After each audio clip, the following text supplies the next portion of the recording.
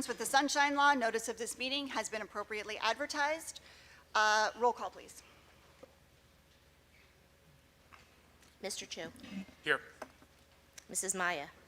Here. Mrs. Mikulski. Here. Either one. Mrs. Savarino. Here. Mrs. Seltzer. Here. Mrs. Sherman. Here. Mr. Tapey. Here. Mr. Dulkis. Here. Mrs. Caden. Here, please stand for the Pledge of Allegiance. I pledge allegiance to the flag of the United States of America and to the republic for which it stands, one nation, under God, indivisible, with liberty and justice for all.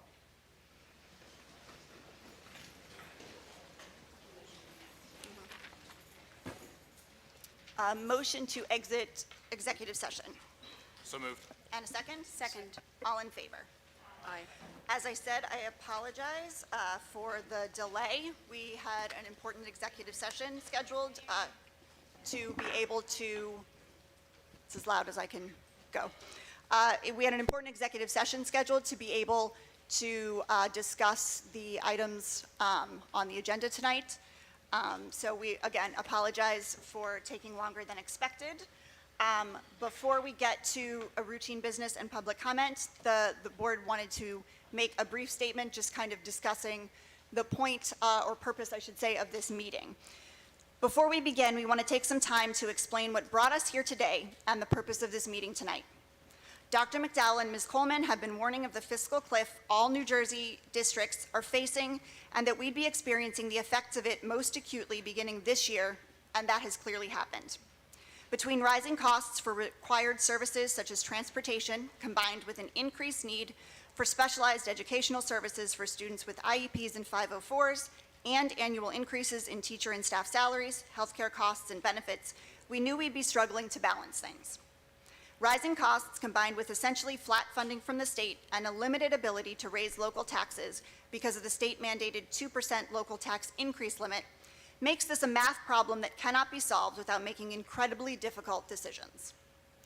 What brings us here today is that after combing through all non-personnel budget items and cutting where we could, utilizing grant funds for one-time expenses such as curriculum materials and supplies, and pausing any non-essential capital projects, the only budget area left was personnel. This is a place no district wants to find itself, and one that most of us in New Jersey are in this year. These decisions were not made in a vacuum. Once it was determined that staffing cuts were the only option to balance a budget, district administration worked collaboratively with both the unions to make decisions. We must adhere to teacher and administration tenure rules when making reductions in force, which means that in difficult situations like this, we must part ways with non-tenured and lowest seniority staff first. We know that these rules mean that we are parting ways with some amazing teachers and staff who have personally and positively affected many of our students. Since last week, we have heard from many concerned community members about this very situation. Let me be clear, the board hears you. These cuts are not about the quality. These cuts are not about the quality of these teachers and staff.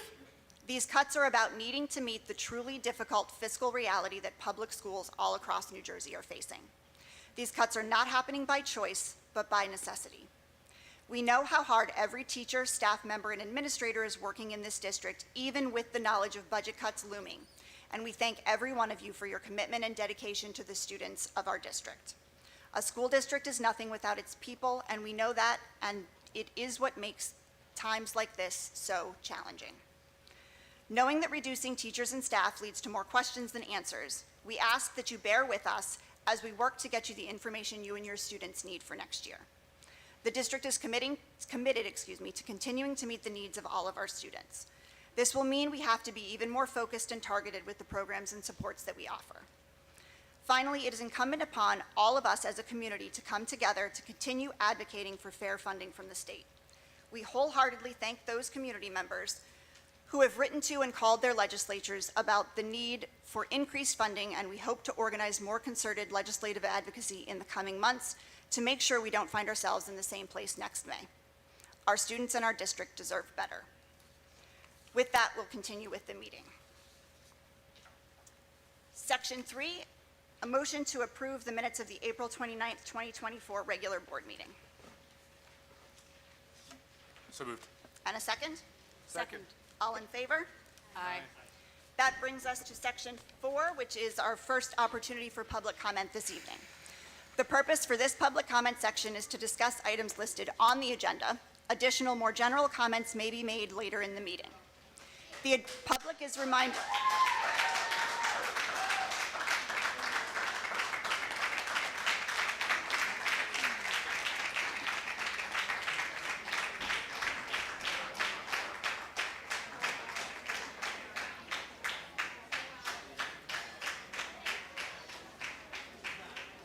The meeting can't continue until it's quiet, I'm sorry. The public is reminded that attempts to resolve all concerns and complaints should first go through appropriate staff members and administrators. The intent of public comment is to give the community the opportunity to provide feedback to the board. We will be actively listening and taking notes so that we can take all that is being said into consideration. If appropriate, clarifying comments may be made at the end of the public comment section. For more detailed responses to concerns, communication may go out later in the week by the appropriate staff members or administrators, or be discussed by the board during future committee meetings. Members of the public are welcome to speak and expected to do so with the utmost sensitivity for everyone in attendance. In fairness to all who wish to speak, there is a strict 3-minute time limit per person during public comment. Ms. Coleman will be timing, and you'll start to hear her warning. Please state your name and address for the record, and keep your comments to 3 minutes or less. Thank you. My name is Douglas Newman, principal of Collingswood High School. Real quick, I used to also be the principal of Sharp Elementary. I think the thing about that, Sharp Elementary, Collingswood High School, I think the thing about that is that perspective that I have as far as elementary and high school has always mattered to me. And, you know, last week, we had Teacher Appreciation Week. Unfortunately, last week, we also did non-renewals, layoffs. So it made it quite difficult, and maybe even, it just had that funny feel to try to celebrate when you're laying people off. So it wasn't on anybody's radar last week. But I do want to say, once again, knowing how elementary works, knowing how the high school works, that we do have a solid group of educators in Collingswood. We have folks that care about kids. I have some prepared comments simply because I don't want to really go off script, because I could. But I think what I'm trying to say, I want you guys to understand that this group has demonstrated time and time, student after student, that they will work on issues that matter to kids. Many of our student-centered issues, many of our student interests are discussed individually by staff. You can hear them in the hallway talking about the things that are right for students. You can hear them talking about it in meetings. They bring it up in meetings. They bring it up in department meetings. It's constantly, you know, iron sharpening iron, trying to figure out the best approaches and the best things that matter to our kids. And I have to say, our kids of all colors. Right? It doesn't matter to them. It is what it is, what it is. They come to this district because of the diversity strength, and they know that that's why they're here. They enjoy that part of it. I say all this because we actually care, and I want folks in the community to understand that we care. You know, I was home at one point sick, just hearing, actually physically sick, but I kept hearing the things that were being said about the high school in particularly, and I got to tell you, it hurt. It hurt listening to the things that folks were saying, thinking that, you know, people don't care that certain comments are being used. I've been black all my life. I have LGBTQ in my family. When I hear things, as far as the school is concerned, I'm going to deal with it. I'm going to jump on it. We're not going to allow things to continue, you know, I'm not going to allow comments to just, you know, continue to make it seem like our staff doesn't care. And I think I want folks to just understand that, all right? I care. If I care, I know they care. And when we're talking about the different things that need to actually happen in this district, it's because we care. It's because we care. We don't play games. This is not something, I heard that there was a comment about someone saying that these things are happening, staff must know, and no one's saying anything about it. That's offensive. That is seriously offensive. I don't get into this. To let kids get hurt. We're not in the business of allowing kids to get hurt. We're in the business of finding out when they tell us things, it's like, oh, okay, let's address it. Thank you, Mr. Let's address it. Thank you. Thank you, guys.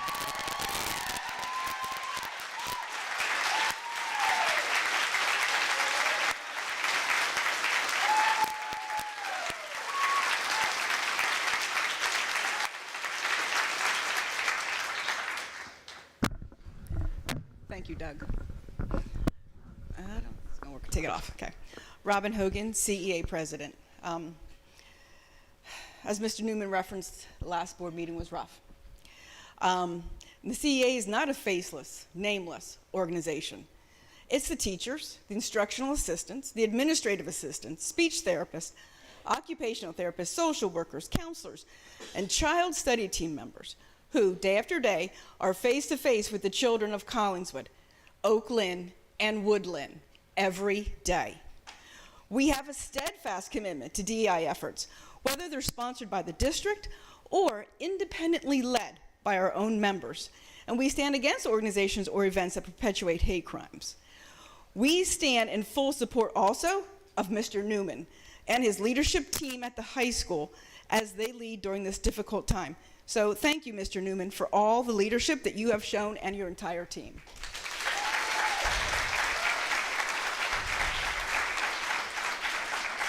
To our students, we say that we see you, we hear you, and we are fighting for you. During this budget crisis, the CEA fully supports district efforts to increase pressure on the state to bring about more adequate funding formula. But the CEA also looks forward to hearing the cost containment efforts that the board is going to undertake to avoid another fiscal crisis next year for the third year in a row. Because as optimistic as I am, and I do believe that we can pressure the state into adjusting the funding formula, I worry that we're not going to see a $1 to $2 million increase in aid in just 1 year. And if we don't see that kind of increase, we're going to be right back where we are. So cutting staff year after year is not sustainable. Student learning will be impacted. Last week, the CEA leadership team attended 20 meetings to support non-tenured staff who lost their jobs. 4 middle school teaching positions were cut, 2 math, 2 language arts teachers. And this is going to lead to larger class sizes and fewer elective offerings.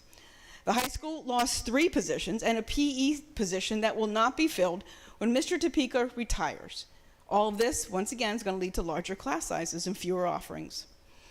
Revisions to a grant and the expiration of another grant led to the loss of an SEL coach and a counselor. The expiration of a grant also led to the loss of 4 elementary MTSS coaches. We also have been cut by 5 learning acceleration specialist positions, commonly more known as maybe basic skills or academic support. And so small group instruction and Tier 1 and Tier 2 and Tier 3 interventions are going to be impacted. Thank you, Ms. Hogan. Okay. Yep.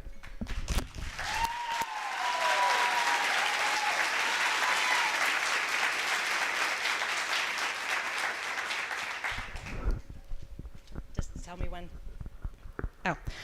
My name is Kate Kemeny. I'm a member of the CEA. I believe in creating sustainable equity, celebrating diversity, and promoting inclusion in our school.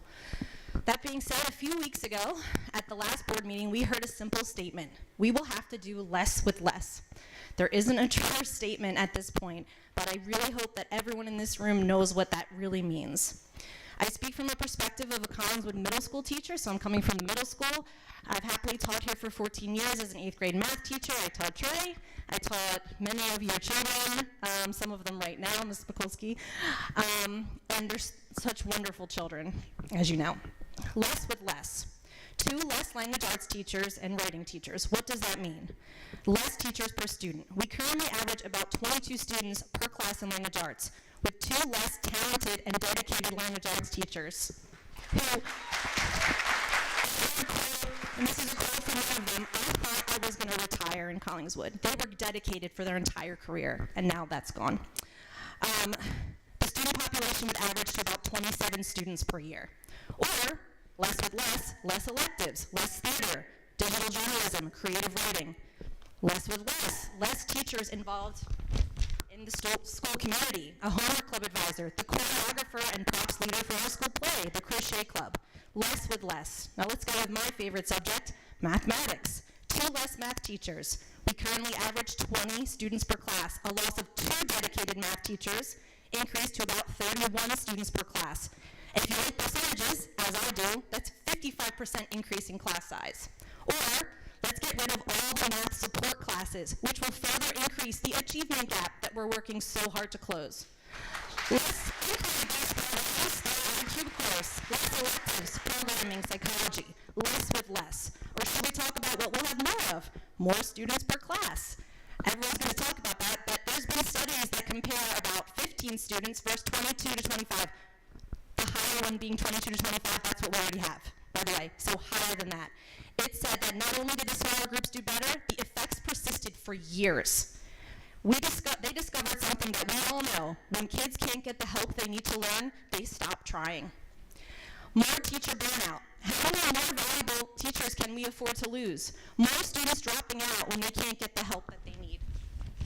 Sorry. That same study confirmed that even 4 years in small classes increased graduation rate from 70 to 80%. By the way, middle school is cutting math and language arts teachers. The only two tested requirements for high school graduation. So let's take away all the support classes so that our graduation rates go down. Less with less. How much more less can Collingswood survive? Less students graduating high school, less students joining the workforce, less quality teachers applying to work in our school. How about home values going down? Less, less, less. I noticed while writing this that every time I meant to type the word less, I would accidentally type the word loss. Because that's what this is. Those teachers you've taken from us, it is such a loss.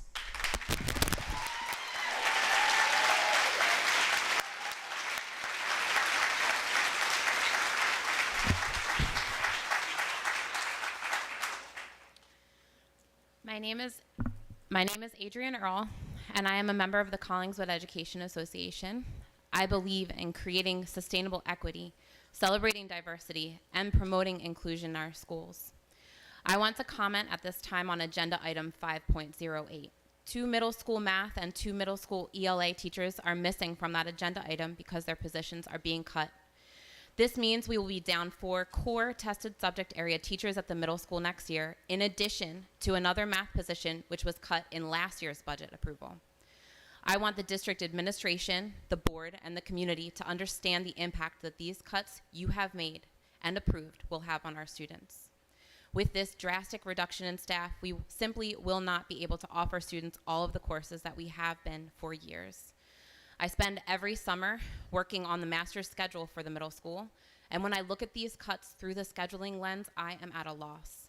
We will certainly have to do less for our students with less instructional staff, like Dr. McDowell said at the last board meeting. First, regular ed support classes in ELA and writing were already cut per Dr. McDowell's directive for the 22-23 school year, and now math support classes in regular education would also need to be cut. 7th and 8th graders have 1 spot in their course schedule for electives, and the following elective options will be eliminated due to the staffing cuts: programming, psychology, creative writing, digital journalism, and theater. With the additional cuts to teaching staff at the high school, I am concerned that our art and engineering electives could also be at risk, since they are taught by high school teachers who are currently able to share 1 teaching period with the middle school. Cuts in electives would also mean the elimination of inclusion opportunities for students with IEPs, which I know is very important to our district. If none of this resonates with the board, I know that proficiency in test scores has been a concern, and I would ask you to consider what the impact will be on our students' scores when you are eliminating 4 teachers in tested subjects from the middle school. At last month's meeting, Dr. McDowell and Ms. Coleman presented on the budget, explaining the reasons for the impending cuts. Dr. McDowell reminded us that he had warned of the fiscal cliff approaching, and now it had arrived. But I don't believe I am alone in feeling unsatisfied by the explanations provided. If our district knew that this situation was coming, what was done to prepare for it? What sacrifices at the district level were considered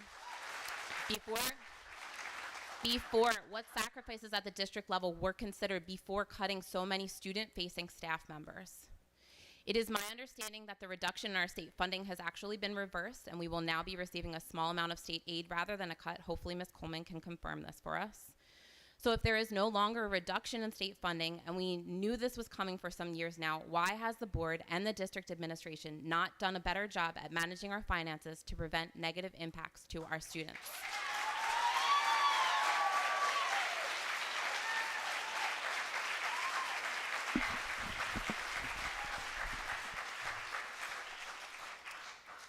My name is Rebecca Muller, and I'm a member of the CEA. I live at 509 Dwight Avenue and currently work as the secondary MTSS coach as a part of the Wellness Center.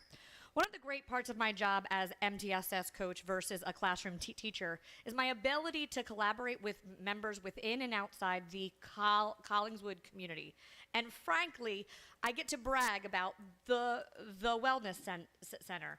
There is always admiration for the focus on student well-being within a school district, a clear area of need, but one that is often neglected due to the lack of qualified individuals within a school to provide the appropriate mental health support.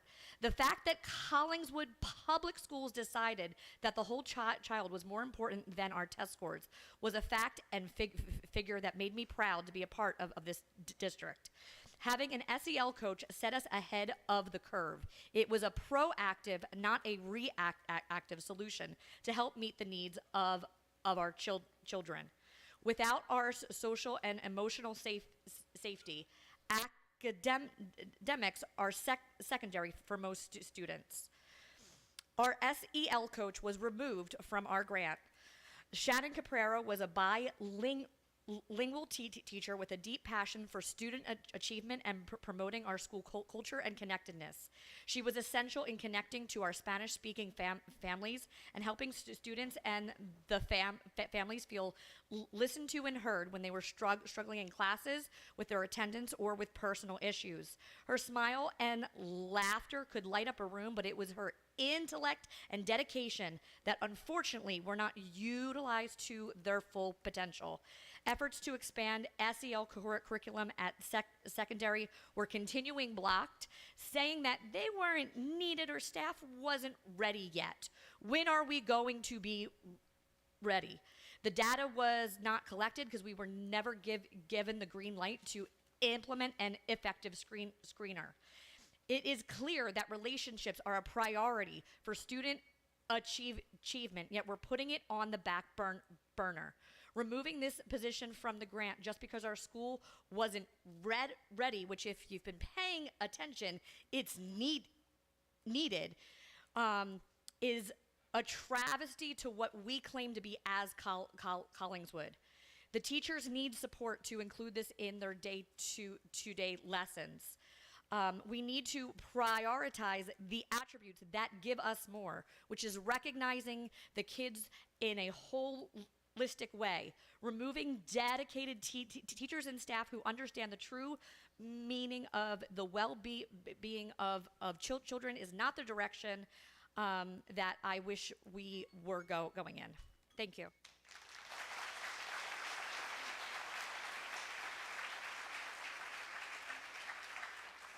Hello. This is the first time in 22 years I have felt the need to speak in front of the board, so please bear with me if I'm a little nervous here. My name is Erica Hahn. I'm a middle school math teacher. I'm a member of the CEA. I believe in creating sustainable equity, celebrating diversity, and promoting inclusion in our schools. I'd like to address the 2 ELA and 2 math positions that were cut at the middle school. Over the course of my career, it has been made very clear and apparent that we care about test scores. So I just want a little clarification on that. I was under the impression that we were going to continue to try to be competitive with local districts and working to improve those scores.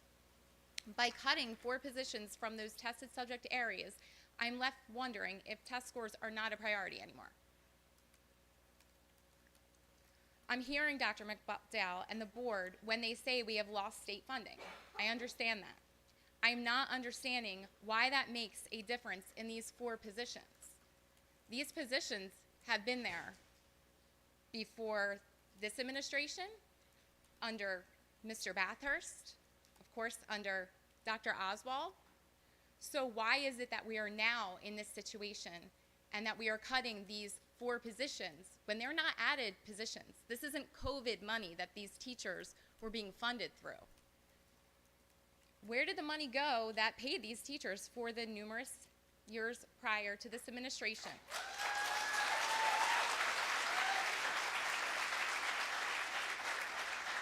prior to the COVID money.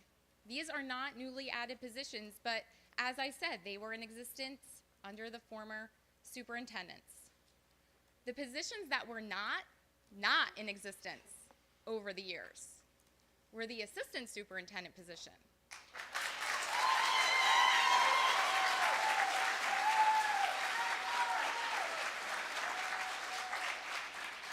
the assistant business administrator position, and while I'm sure they're very supportive in helping you all do your job, these positions are not directly impacting students.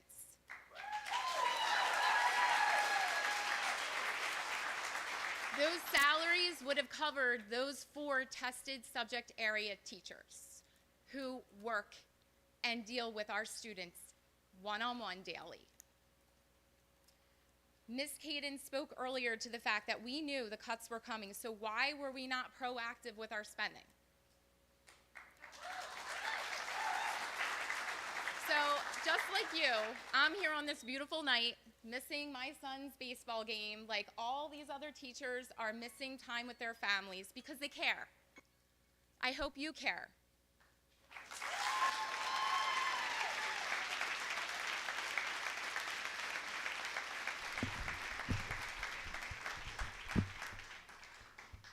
Good evening. My name is Annette Kresge, and I am a member of the CEA. I believe in creating sustainable equity, celebrating diversity, and promoting inclusion in our schools. I am, or I was, a teacher at Zane North School. I began my teaching career over 30 years ago in a very large district close to Collingswood. After the privilege of being able to stay home to raise my 4 children, I could have gone right back to that district, but I didn't. When my position in Collingswood became available, I jumped at the opportunity. I grew up close to Collingswood and couldn't wait to join the Collingswood family. A small district where neighborhood schools meant building relationships. Relationships with students, with families, and with colleagues who quickly became friends. It was a decision I have never regretted. I've been so happy here for the past 22 years, but not anymore.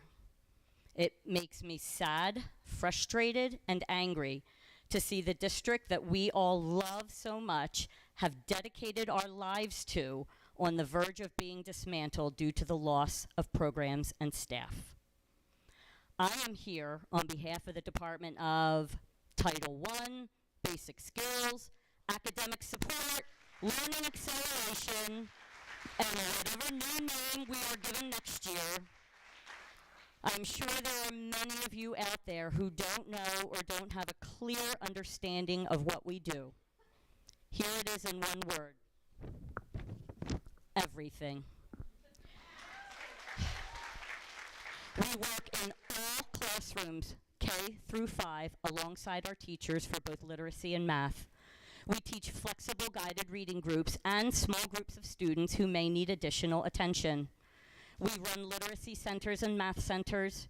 We work with small groups in math to complete the on your own pages with students who are having a difficulty working on their own.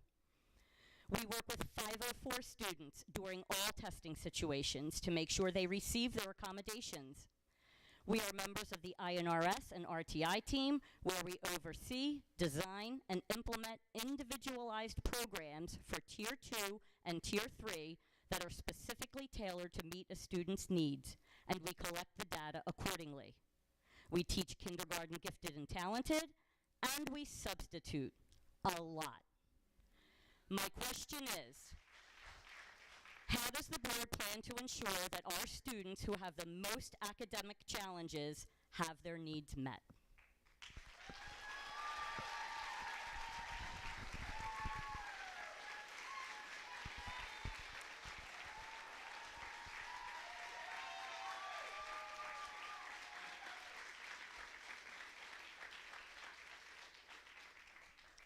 Hello, my name is Anna Tack, and I'm a second grade teacher at Zane North.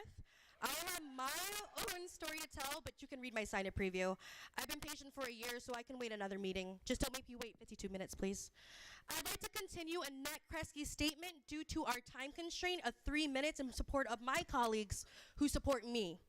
In a K-5 school, there are 6 classes. Multiply that by literacy and math, that's 12 classes. Add in just 3 RTI students with individual needs. This year we had more than 10.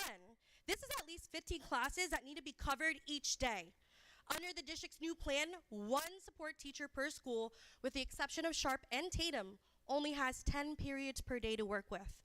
As you can see, it is mathematically impossible to fit all classes into one.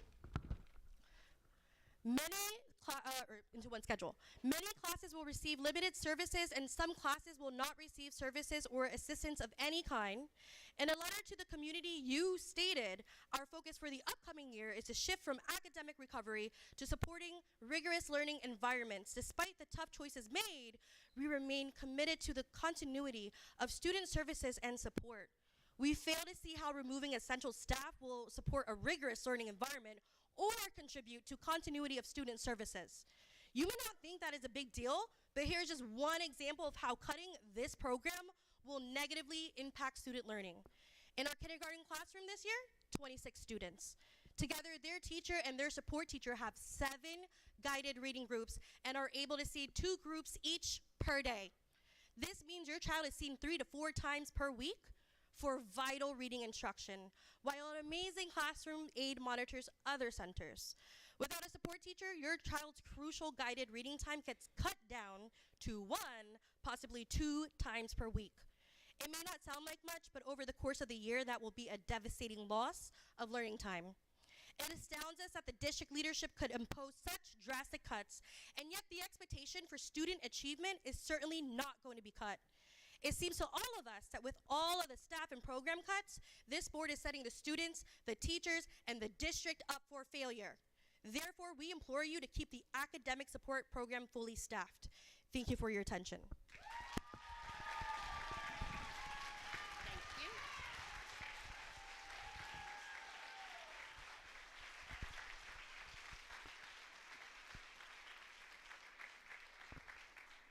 Good evening. My name is Patty O'Connor.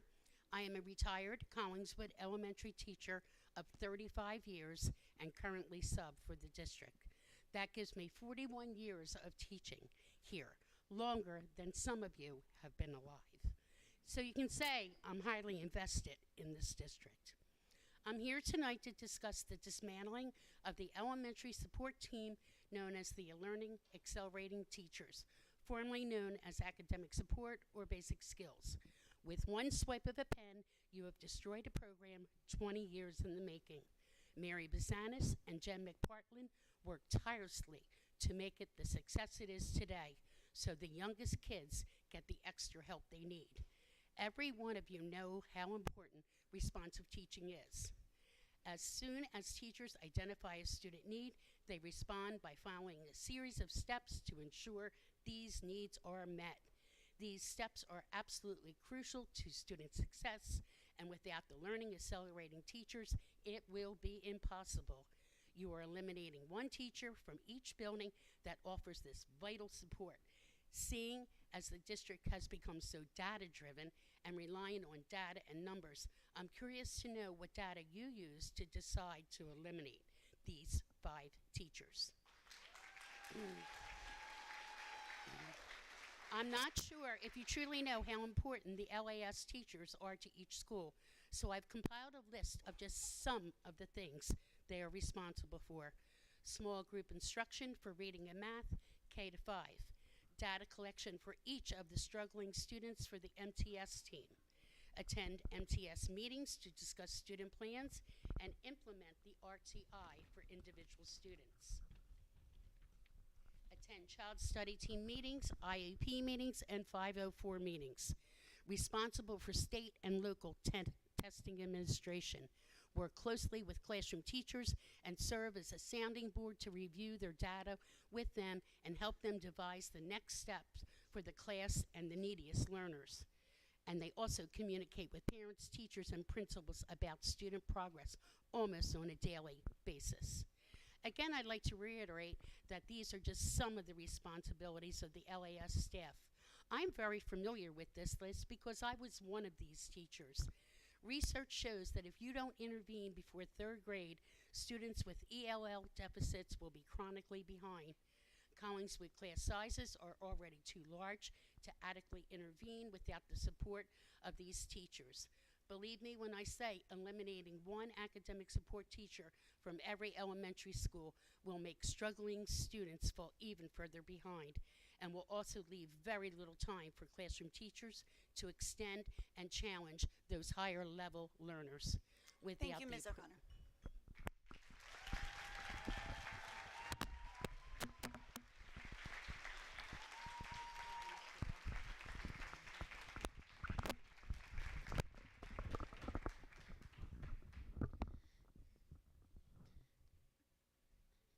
My name is Iris Roth.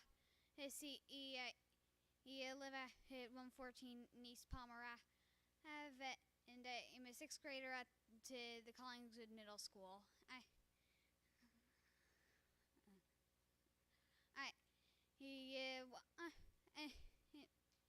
My ELI teacher is one of the teachers who isn't going to be kept after the school year, and you think that it just because of tenure or that doesn't define how that a teacher should be laid off for that reason specifically only.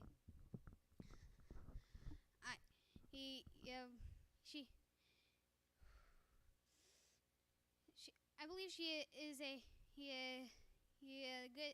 I believe she is a great teacher for CMS, and you hope she can stay there longer. Yeah.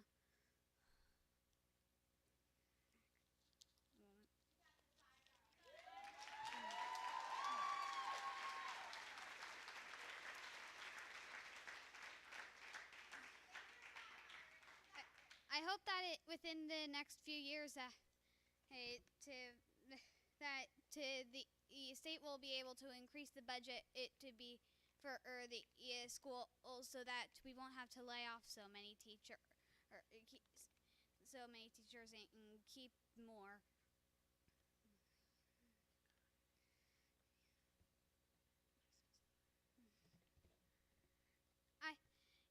He also think that not only my ELI teacher is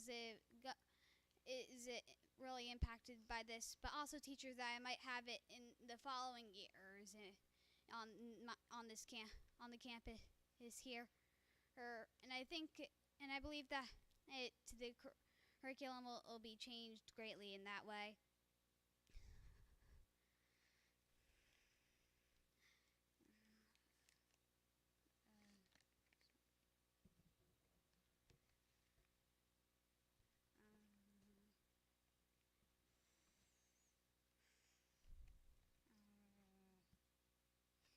Yeah, a lot of these teachers that are getting laid off are teachers with a lot of potential, and I really hope that the board knows that.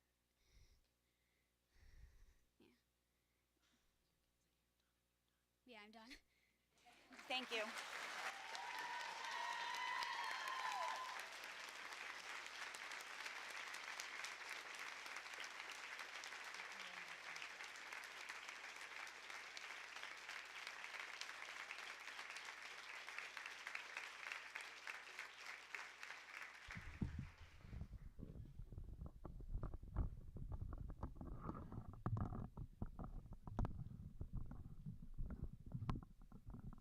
You have a great kid there.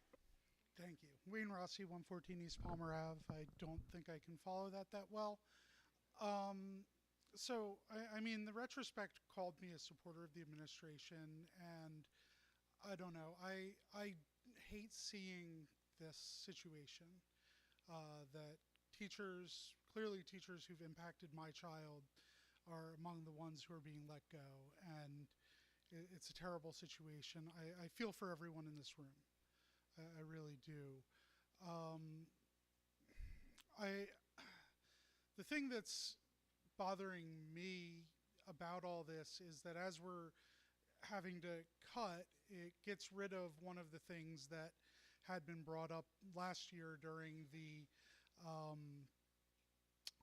walkouts and the aftermath of that, which was that we need more teachers who resemble our students. And that's not to say that I think we should get rid of any of the present teachers, but I do think that that's a problem that continues to need to be addressed, and it's going to be harder to do so as unfortunately we see reductions in force like this if people don't feel that they can come in and make a dedication to the school district. So that's a concern. I don't envy your task as a board having to balance this budget.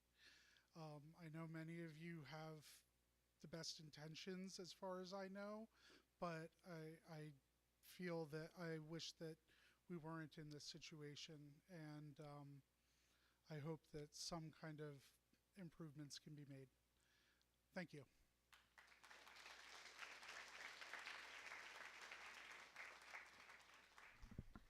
Hi, my name is Sarah Whitman. I live at 723 Merrick Avenue in Collingswood. I'm a CEA member, and I'm currently in my 10th year as a language arts and theater teacher, and I'm going to talk really fast because I have a lot to say. I supervise the Middle School Kindness Club, the Yearbook Club. I've directed 10 Collingswood School theater productions, and I'm currently a middle school track coach. I also serve on our district's Secondary Equity Committee. I love my students with all my heart, and it is a privilege to play a small part in their educational journey. Last week, 2 of the most devoted English teachers at Collingswood Middle School were told that they no longer have jobs here at CMS. To say I am devastated would be a massive understatement. Not only are these 2 women my friends, but they are also some of the most dedicated teachers in our building. If you ask a student about Miss Daly or Miss Jacobson, some students would likely talk about their welcoming classroom, lovingly decorated with flexible seating and affirmations everywhere. Some students would surely talk about how Miss Daly sacrificed her lunch break for literally weeks to practice tap dancing with the cast members of Shrek. A few kids would talk about how they visit Miss J and Miss Daly before school every morning and how room 203 is their safe space. I know one student who would talk about the way Miss J has gently checked in with him for the past week after finding out a classmate was mistreating him. I myself would say that Miss Jacobson is one of the most eager to learn, patient teachers on this planet, and that I have never seen a teacher grow and improve so much in so short a time. I learn something from her every time I watch her teach. I myself would say that Miss Daly stepped in at the last minute to help choreograph our high school musical and helped with so much more, so much so that I often walked out of the building together with her at 9 p.m. after having arrived at school 13 hours earlier. I could go on. In response to the loss of these 2 women, I can only assume that the remaining teachers in our department will be forced to take on larger class sizes, that electives will be eliminated, and that students will spend less time overall receiving ELA instruction. From my understanding, our Board of Ed is tasked with making decisions based on what's best for our students. How are we doing students any kind of a service by increasing class sizes, eliminating electives, or decreasing the time they spend in language arts and writing classes? I respectfully ask you to provide us with clarity as to your plans for ELA instruction in the years ahead, and how we are expected to meet student academic needs after eliminating 2 incredible people from our department. I know it's unlikely that anything I say can reverse the actions that have been taken last week, but I also know that far too many teachers in Collingswood feel unheard and unvalued, and losing incredible colleagues feels a bit like the last straw. Just as we seek to see our students as unique individuals, teachers deserve to be seen as unique contributors to this district. Over the past months, I've heard an increasing number of blanket statements made about Collingswood teachers, including that we are not invested enough, that we are masterminding schedule changes for our own benefit, and even that we are perpetuating racism in our classrooms. I'm not saying that every teacher is doing it right, but I would ask that our community and our school board consider that for every teacher who's truly doing it wrong, there are many more who are actively seeking to better their craft, who are practicing anti-racism in their classrooms, teachers who are at school well beyond contractual hours to support our kids, and teachers who are literally the reason kids come to school. Teachers like Miss Daly and Miss Jacobson. Please do not discount these teachers, because those of us still standing are losing hope.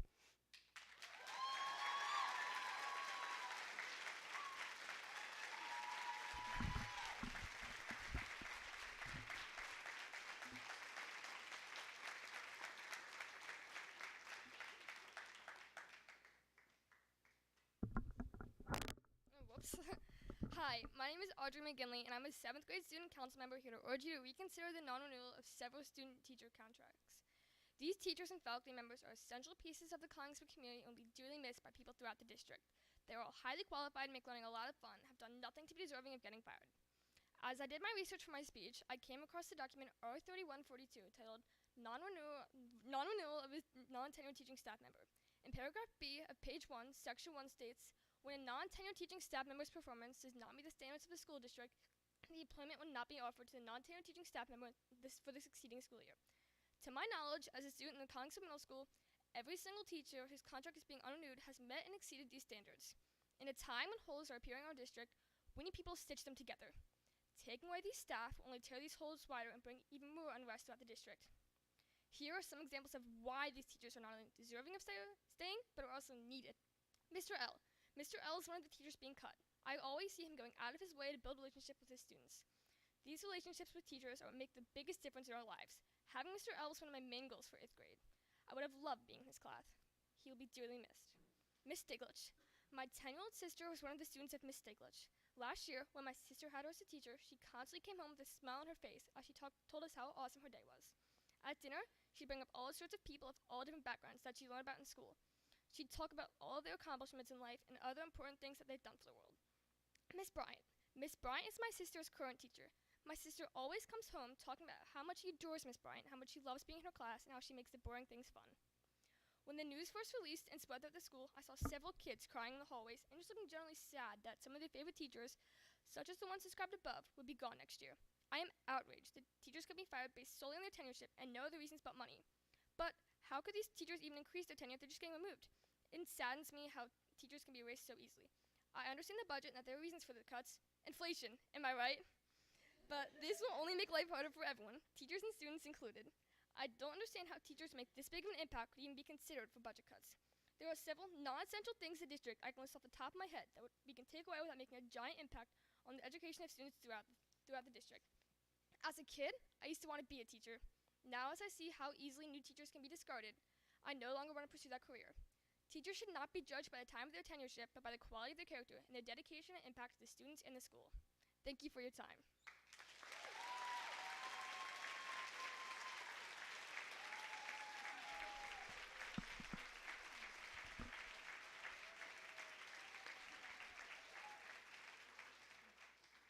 Hello, my name is Amelia Stinson. I'm a 7th grader at Collingswood Middle School, and I would like to speak specifically about Miss J. Miss J was my 6th grade language arts teacher.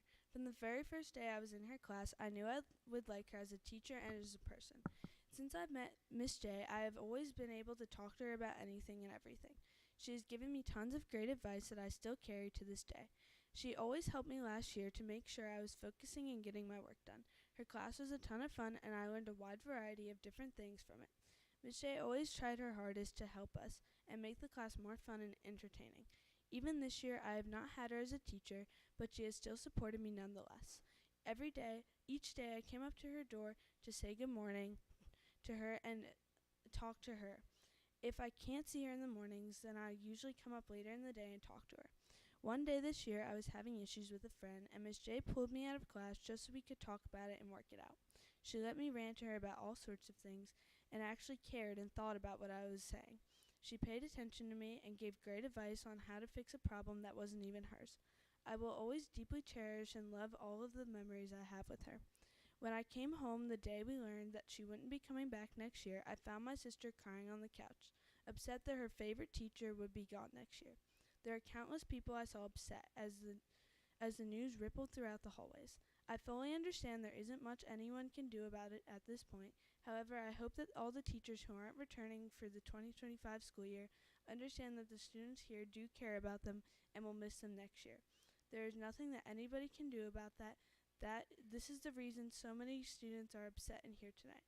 We and all of the CMS hope that this makes a difference no matter how small, and I hope that teachers know we love and care about them. Thank you.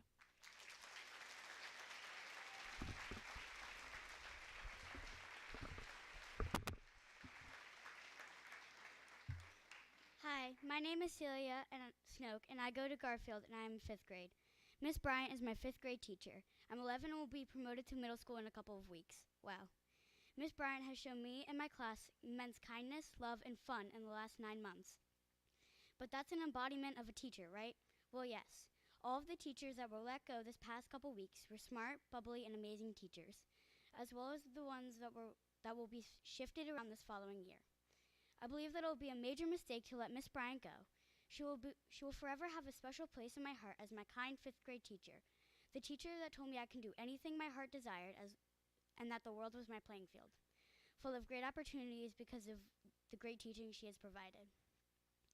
It would be a shame that so many other kids in this district will not get to experience her great class.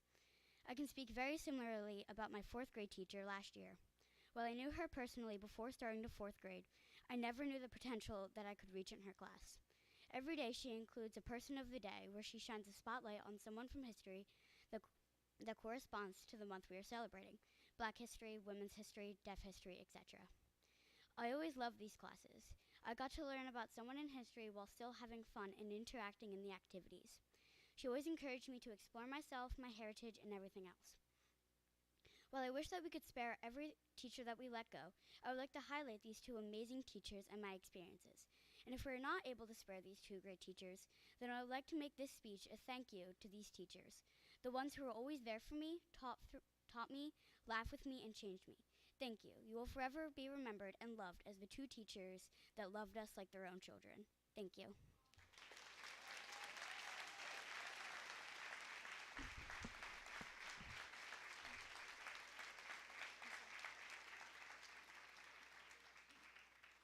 Hello, everyone. My name is Penelope Farrow, and I'm a 6th grader at CMS, and I live at 447 Park Avenue. Hi, my name is Mina Lewis. I live on 429 Haddon Avenue, and we are students at CMS.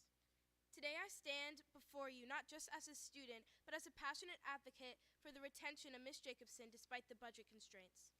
The purpose of my presentation alongside my friend is to underscore the invaluable contribution Miss Jacobson makes to our educational community and why her presence is essential for our collective growth and success. Miss J plays an important role beyond academics by providing mentorship, counseling, and emotional support to her students. She goes above and beyond to ensure that her students are not only successful in their academic pursuits, but also in their personal lives. She has a unique ability to connect with their students and provide them with the guidance and support that they need both to succeed academically and emotionally.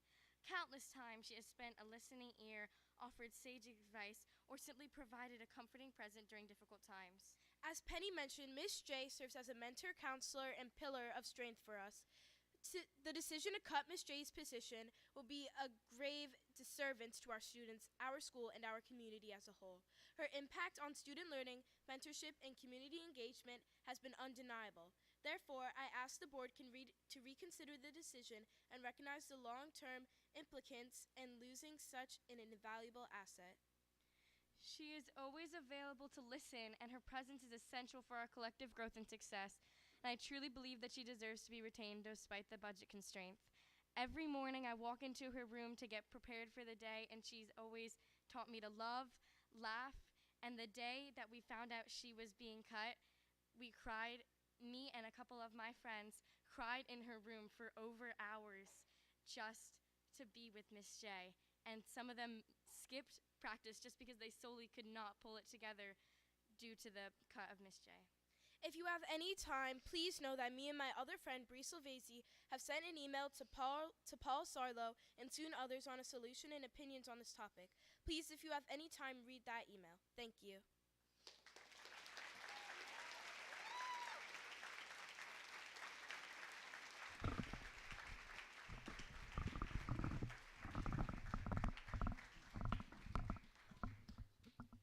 Good evening. My name is Rosemary Farrow. I'm a little dry. I wasn't expecting to wait 2 hours to have to speak, so pardon my voice. I live at 1007 Stokes Avenue. I am the very proud grandmother of 6 children, one of whom just spoke to you, that attend Collingswood Public Schools. I'm also a retired educator of 37 years. My last 11 before retirement were spent as principal at Washington Township High School in Gloucester County. I'm very familiar with budgets. I had to do it every year, and that was for a high school that had 3,000 students. I understand the implications when budget cuts are called for, but I'm here tonight to speak of the concern I have for this district and what I'm watching and seeing happening in this budget crisis. First and foremost, looking at what I have to say, quite honestly, astounded me was the number of district administrators that a district of this size has and the salaries that it is paying.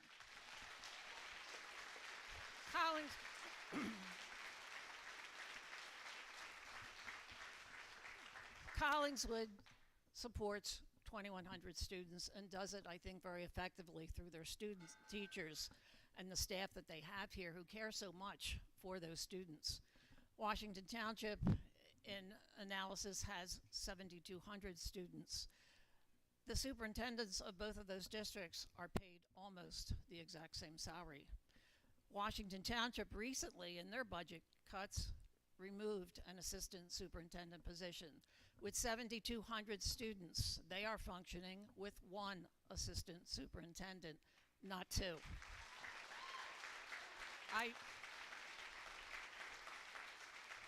I simply ask you at this point that I think it's imperative that you start to look at all aspects as you do these budget cuts.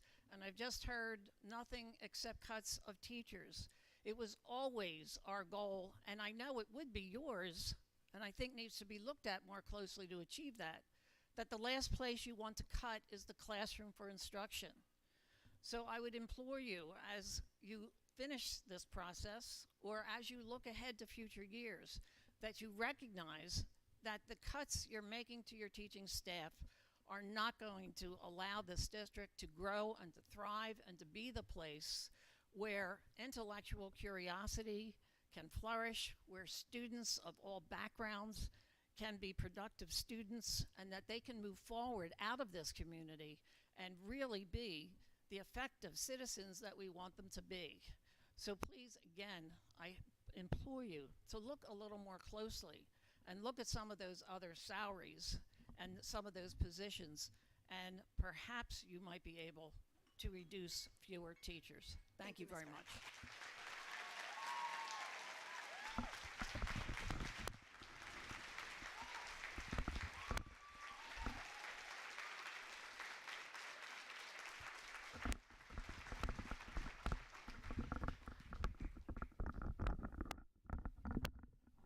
Hi. Hi. I'm Mosh Campbell, and I'm an eighth grader at CMS Middle School. And for the 3 years that I went to the middle school, 2 of them were with Mr. L. 1 of them, Miss Daly, and none with Miss J. But these 3 teachers have been beneficial to my middle school career. I came into Miss Daly's classroom in creative writing in 7th grade crying one day, and she came up to me and asked me if I was okay and wanted to go to the bathroom because I was sobbing. Mr. L has been nothing but kind to me. He makes me feel safe and able to ask questions in a subject that I'm not very good at. Miss J, I never had her class, but she's one of the nicest and kindest people I know. She makes me feel safe.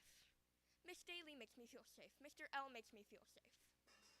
And these budget cuts, these non-tenure teachers, just because they're non-tenure, they shouldn't be taken. I want to look at the future. How many kids that are crammed in a classroom that's too small for the size of the class will not have the learning benefits that the kids in past years had? How many kids in ELA and writing won't have the same benefits that we had, that me, my friends, the kids that came from years before us? What will happen for the kids in the future?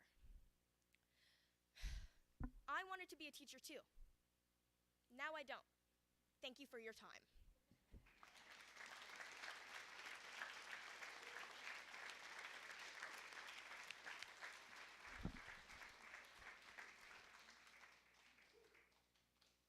Not sure how I follow that.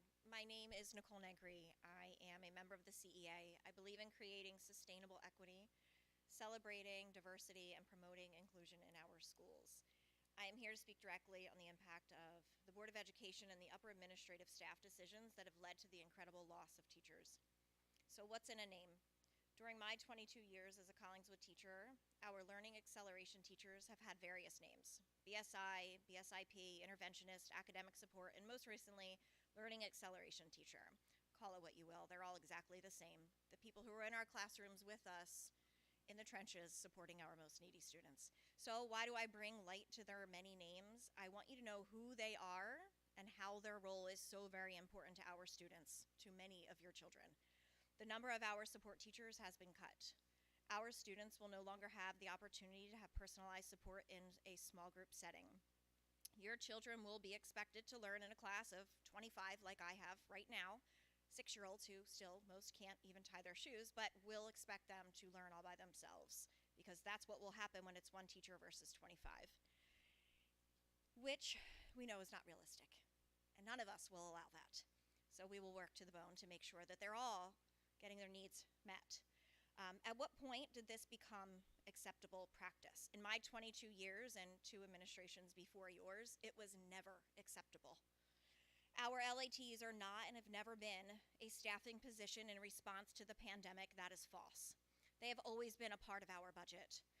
They are not an added cost. So why now do we need to do less with less, as stated at the budget meeting, Dr. McDowell? If we had in the past always supported these teachers in our budgets, I have to ask, where is their money? During a referendum meeting, Ms. Seltzer, you stated that if we don't purchase the Good Shepherd building, there may be serious academic and other impacts on students. What do you think the impact of this budget is going to have on our students? How do you all justify the situation we are in?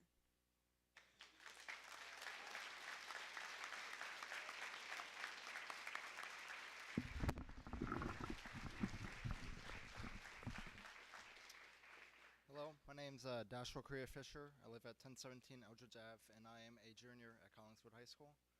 I'm going to go off script a little bit. I'm really proud of all of the elementary school kids and middle school kids that spoke tonight. They are really inspiring and brilliant. But anyway, our education has been jeopardized, and I will not stand by it due to poor assessment by the Board of Advisors. Ever since we have imprudently, and I'm going to say we, as in a collection of all of us, because this affects all of us, and no matter how dissimilar our beliefs are and our actions are, we are still a community. Ever since we have imprudently considered investing in things like a new several $million-dollar football field, and I've been paying salaries with temporary grants in which, if lost, the teachers lose their jobs, and so forth. Important courses, such as child development and journalism, journalism is a college major, have been cut, and teachers and staff, like Erin Daly, a former student of CHS, and an English teacher, have been let go. Overall, the board has the wrong priorities. There's a rather ironic slogan to this school: it's where you want to learn.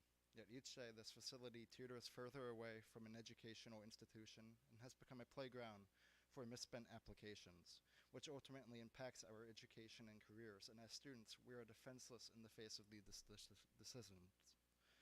Whenever a replacement teacher comes in mid-semester due to teachers being cut, education suffers because they do not teach the same standard as the prior instructor.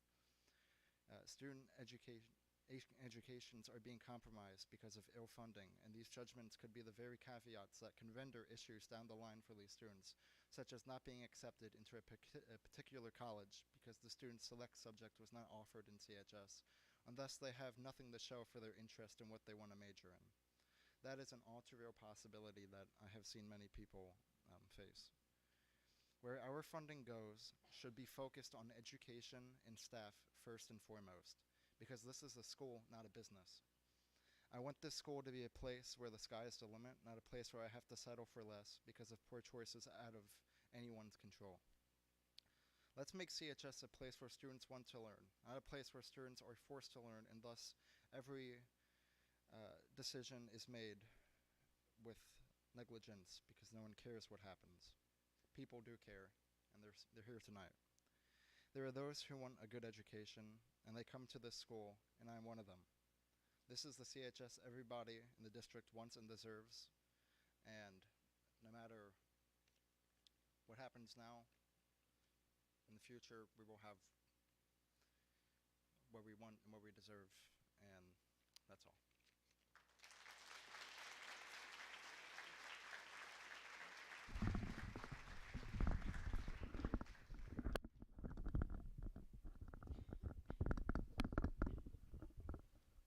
My name is Timothy Kulik. I'm a sixth grader at CMS. Ms. J has been a great teacher all year long. She made her classroom into a safe zone for many students. All of my friends love her as a great teacher. She makes the students' learning fun and engaging.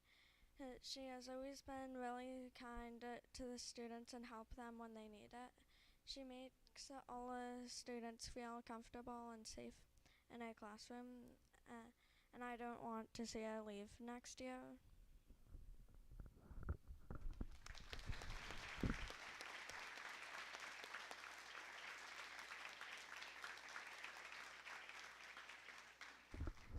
My name is Juliet Wilson. I live at 1118 Park Avenue, and I go to Collingswood Middle School as a 7th grader.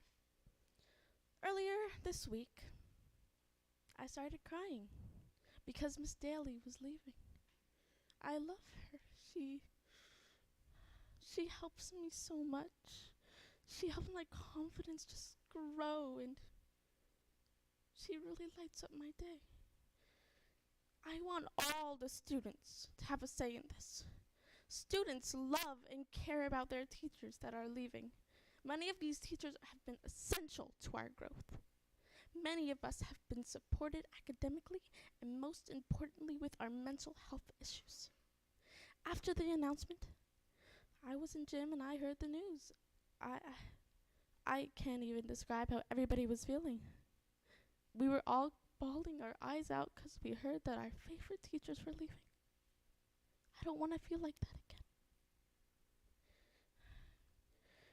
Teachers have been such a huge impact for me and my brother, and I'm so grateful for all they have done. These people include Miss Bryant, Miss Stiglitz, Miss Jacobson, and Miss Daly.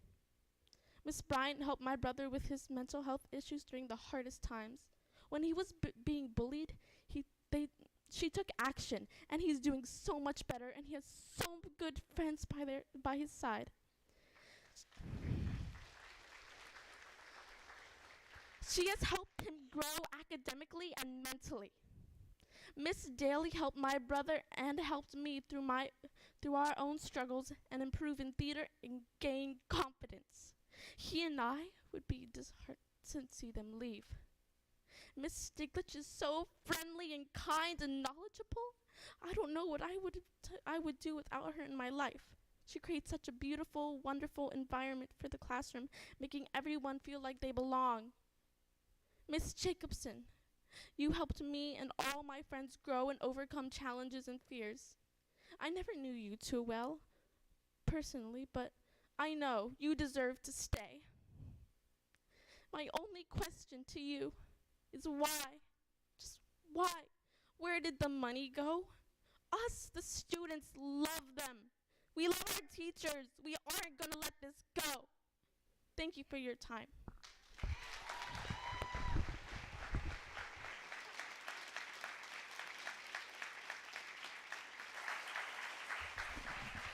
Ms. Earl, I'm going to ask, since there's a line and you've already spoken, if you could let everyone else get a chance to speak first. Yeah, I'm sorry. No, but that's okay. I'll go to the back of the line. That's just not the way the procedure works. That's all. Thank you. My comment is about a different agenda item, so I can go to the back of the line. Go to the back of the line, yeah. Okay. Thank you.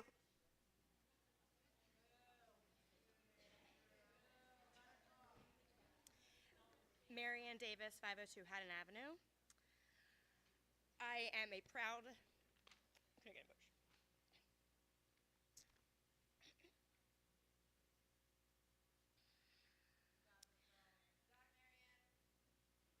I'm a proud Garfield parent and a current employee at Sharp as a classroom aide, and I love it. I felt compelled to say something tonight, not only to be an advocate for our students, but also to show my support for our amazing teachers. I specifically want to talk about the positive impacts that my daughter has had because of the MTSS and the learning acceleration teachers at Garfield. Last year, my youngest child was struggling a great deal and falling behind in her spelling and her writing. She was classified as being on a Tier 3 level of needing extra services. She was a student who needed the MTSS coach. She was pulled out of class daily for 30 minutes and was provided with one-on-one services. Because of the extra support via the one-on-one and small groups, she is now excelling in 3rd grade. She is no longer in need of the extra support. She would not be where she is today had it not been for the MTSS and the Learning Acceleration teachers. Currently at Garfield, we have 2 acceleration teachers and 1 MTSS coach. Because of the recent teacher cuts, come September, that will be reduced to just 1 learning acceleration teacher for the entire student body. Without these services, every student will suffer. Students who desperately need these interventions will not have access to it. The students who aren't struggling will get less instruction time from their classroom teacher because those teachers are being told they need to step in and provide these extra supports. This is a disservice to all of our children. What will happen to the children who need these services? I fear for them.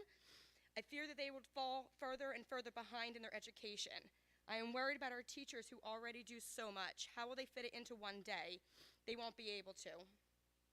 We cannot ask our teachers to add one more thing to their already long list of what is expected from them. I am so grateful for the people who have made a huge difference in my daughter's education. I hope that all of our children in our district have access to the services they need in order to become better students. We need to find a way to keep these important services in our schools. Thank you.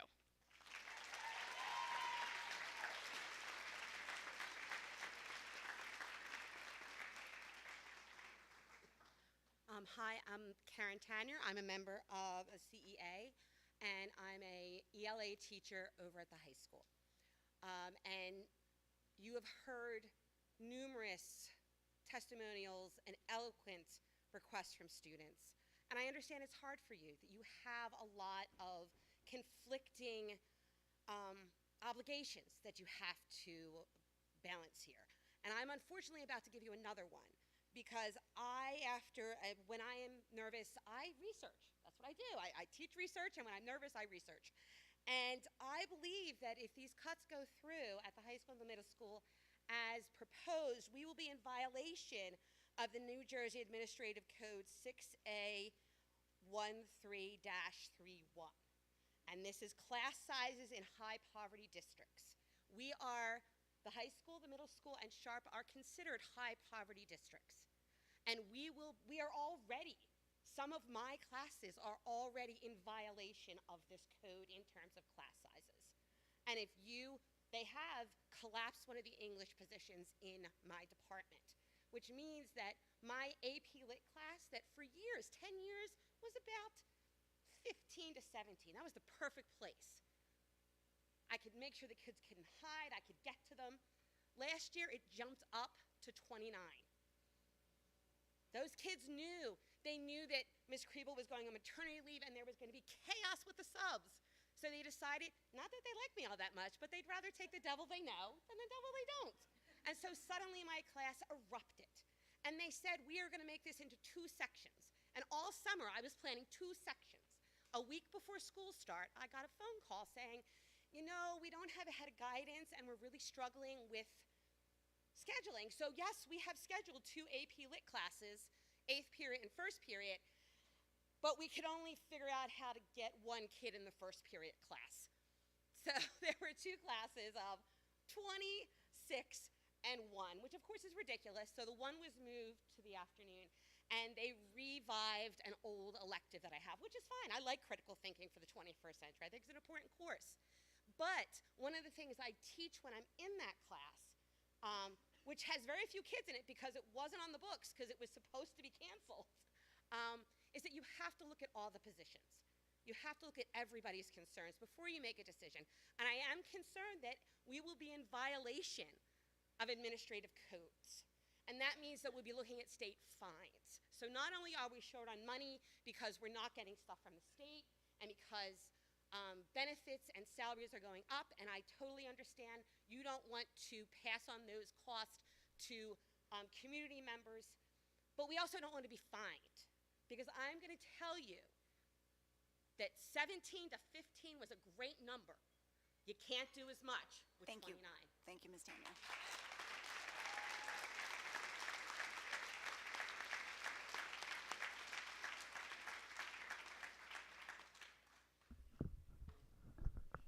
Hi, my name is Tom Howard. I live at 16 Fraser Avenue in Collingswood. I am a parent of a Tatum elementary school student. I'm also a teacher, not at Collingswood, but in another district. So for a few reasons, I wanted to speak to support all the fellow educators that are unfortunately in the position of losing their jobs. Obviously, it's a very sad situation.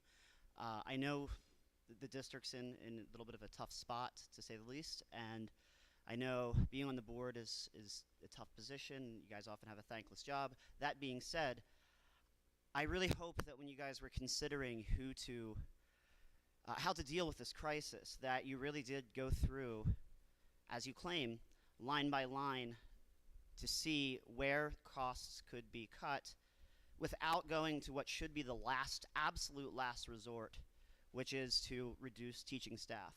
Because as has been said, this apparently was in the offing for a while, and as people echoed, what kind of proactive measures were being taken to make sure that so many staff would not be where they are today, which is looking for a new position next year. And then, as we have heard from not just staff but kids, you wouldn't be in a situation where you have kids devastated. My daughter she's in 3rd grade now. She loves all of her teachers. Her teachers are great at Tatum, and she is devastated to hear that her teacher from last year is among those cuts.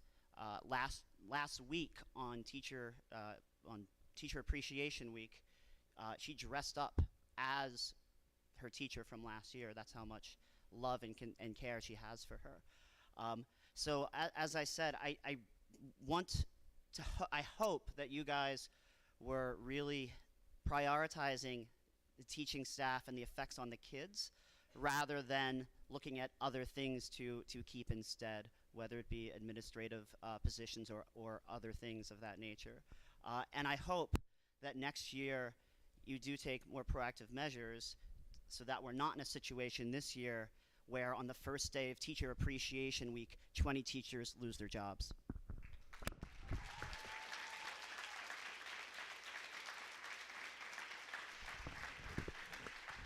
Hello. I'm Liz Wilson. I'm a 109 East Franklin in Collingswood.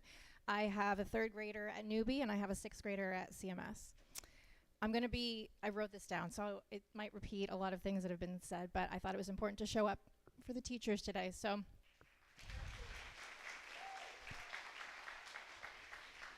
my son has a 504, which we worked very hard to get him.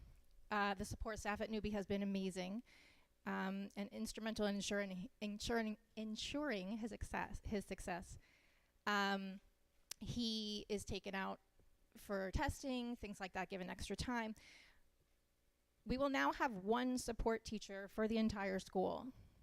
So I'm not really sure how that's going to work. I'm not sure how 504s and IEPs are going to be fulfilled. At this point, it's just a useless piece of paper as far as I can tell, so that's concerning me. It's even harder to swallow that when I look at some of this district's fiscal choices. You knew these shortfalls were coming, you keep saying, and yet you decided it made sense to take out a lease for a building that you may or may not be able to purchase.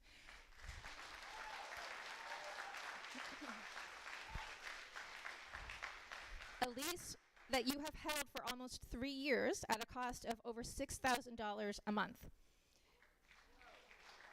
That's right. This is all public record, look it up. We've heard a lot tonight about how losing staff and programming immediately, directly, and devastatingly impacts students.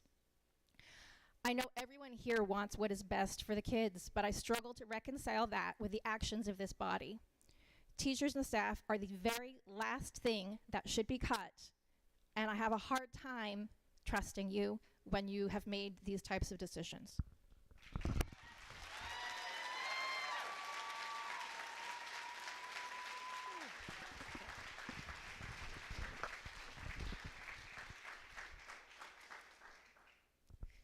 Whew, hard to follow that. Okay. Melissa Hellwig, 115 East Browning Road. Proud Newbie parent. I have a 3rd grader at Newbie. had a whole thing written down, notebook in my pocket. But I'm getting so emotional listening to everything that I'm hearing tonight that I scrapped it all because everything that was said was better. Exact examples of why I'm here to support the teachers that are being let go, that are being moved out of the positions, out of the schools that they've been in for years. Teachers that make such an impact every single day. I've seen it firsthand. I'm in the school a lot. I like to volunteer whenever I can. I'm a former teacher. I miss my classes, but I love being home with my son. So I also get to go to the school and do fun things there. And I see how hard these teachers are working. And I've seen it with my daughter, who started in kindergarten COVID. And it was a rough year, as everyone here I'm sure knows, on teachers, on parents, on students. And she had a rough time going back. And the school was so supportive. She's thriving now. If she's awake right now, it's because she's reading her book and doesn't want to put it down. Last year, I couldn't get her to pick up a book without a really big fight. And a lot of that, I think, is because of her teachers. Because I don't get as much time with her in a day as they do.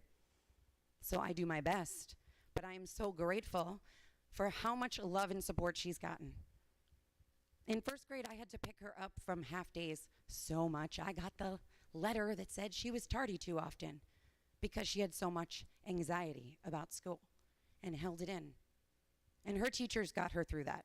And her teachers are the reason that I was able to say, hey, I need to get her a 504 because they're doing everything they can and they still can't provide what she needs. And now this year, with the 504 in place, and she has, those teachers that are being let go, those teachers that are being moved are the ones that are helping her this year and helped her so that she is now a thriving third grader, not a struggling one. And so my heart is breaking that next year she probably won't get that support because I can't see how it can possibly happen. These teachers are amazing, but what you're asking of them is impossible and it is not fair. And that's why I came here tonight, to just tell them that I love you guys. Thank you so much. Thank you to everybody here that is a teacher and amazing. And I just wish you would find another way.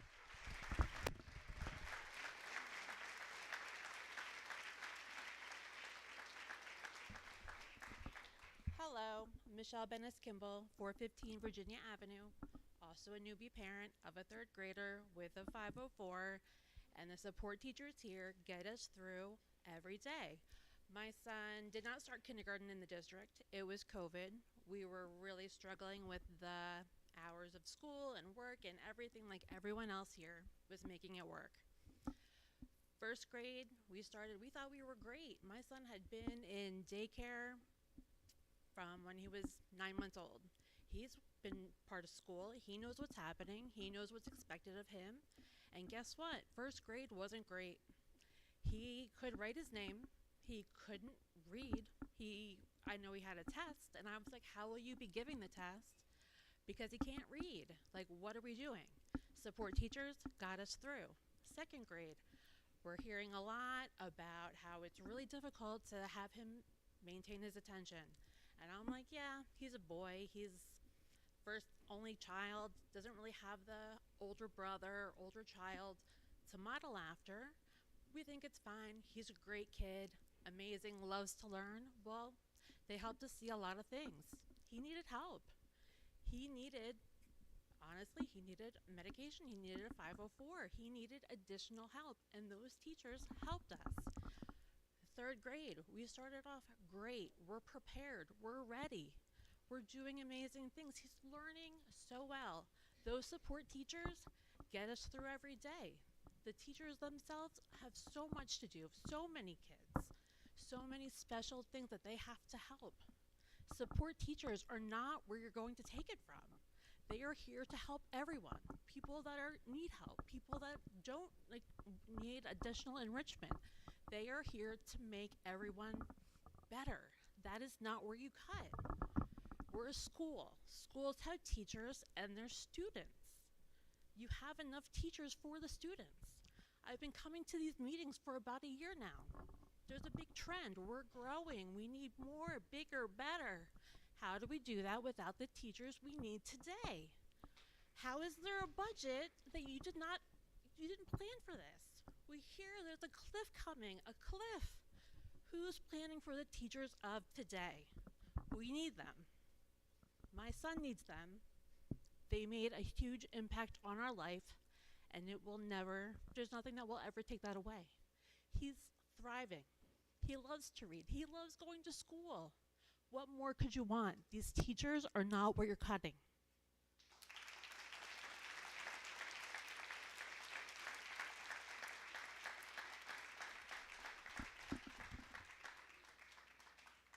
Perfect height for me. Good evening. My name is Kristen Tosh, and I am a member of the CEA. I believe in creating sustainable equity, celebrating diversity, and promoting inclusion in our schools. I'm going to piggyback off a couple of things and add something new. We understand that many schools across the state have also suffered from the unfair funding formula. I also understand that means cuts are necessary for any district that was provided less than expected state aid. My concern, along with many of my peers, is that a deficit in our district resulted in a great loss of teachers and staff, which in turn is a loss of programming and support for our students. We can't help but wonder how these cuts will really impact the success and growth of our students. The middle school ELA department lost 2 amazing educators. You may see them as just 2 names on a piece of paper, but we see them as so much more. The loss of Erin Daly and Erica Jacobson means class sizes will increase. Although many people don't think class size matters, we are the ones in the classroom, reading their writing and providing feedback daily. Things like this are an impossible task in a class that is too big. In order to stay above water as a department, we would have to lose 2 highly popular electives, digital journalism and creative writing. It is likely we would also lose theater as well to cover all of the language arts and writing workshop classes in each grade. These are major losses to our kids. We are wondering if there is a plan set in place to accommodate the loss to our department. Does this mean we will max out class sizes and lose electives, or will language arts and writing workshop merge into one course in order to keep numbers low and electives alive? If the latter, will a new curriculum be developed, and how quickly will we have access to it in order to plan efficiently and effectively? We need a plan of action. Our kids should not have to do less with less.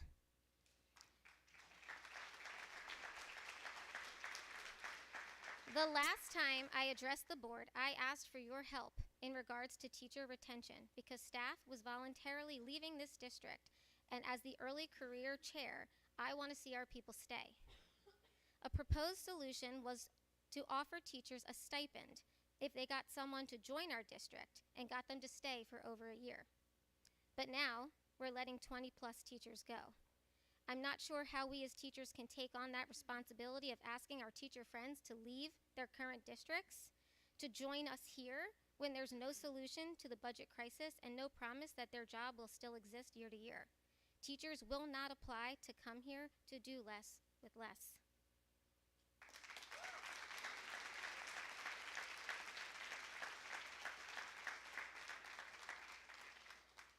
Hi, my name is Julia Pugliese. I'm a CEA member and first grade teacher at Thomas Sharp School. So I didn't have anything prepared for tonight, but while being here and hearing everyone speak so passionately about in support of Collingswood teachers, I couldn't help to stay quiet. So we all know how the pandemic negatively impacted students, especially academically. And at my time at Sharp School for 8 years, I love my school and I love teaching in this district with everything. I can wholeheartedly say that the collaboration between the classroom teachers and the academic support staff is what makes student growth possible. With the support from the academic support teachers, we made it possible to begin to close that extreme academic gap that we see in classrooms throughout the district. Not only does the academic support staff provide in-classroom support during the core subjects of math and literacy, these teachers also provide daily interventions to many students during the school day. 62 children at Sharp School are receiving tiered interventions this year, just this school year. This is half of our student population. And some of these students are receiving multiple interventions. I know from my experience at Sharp School how important these interventions are. Again, 62 students, several of my own students. Alyssa Hetrick, my academic support teacher for the 2023-24 school year, was let go, unfortunately. And she is one of the most dedicated teachers I've ever met in my life. The work that she does daily and the work that we do together has been one of the most successful school years that I've ever had, and the data shows. I directly see students, how these interventions impact students, and students who receive academic support become more confident in the classroom. Some students start off in academic support groups, and then they grow out of them. And not only does the support staff provide these interventions, they collect the data to bring to future MTSS meetings to show the growth and take next steps to better serve the students. Like another staff member previously mentioned tonight, the common theme of less. Less academic support staff, less individualized learning opportunities, less learning, less growth. Thank you.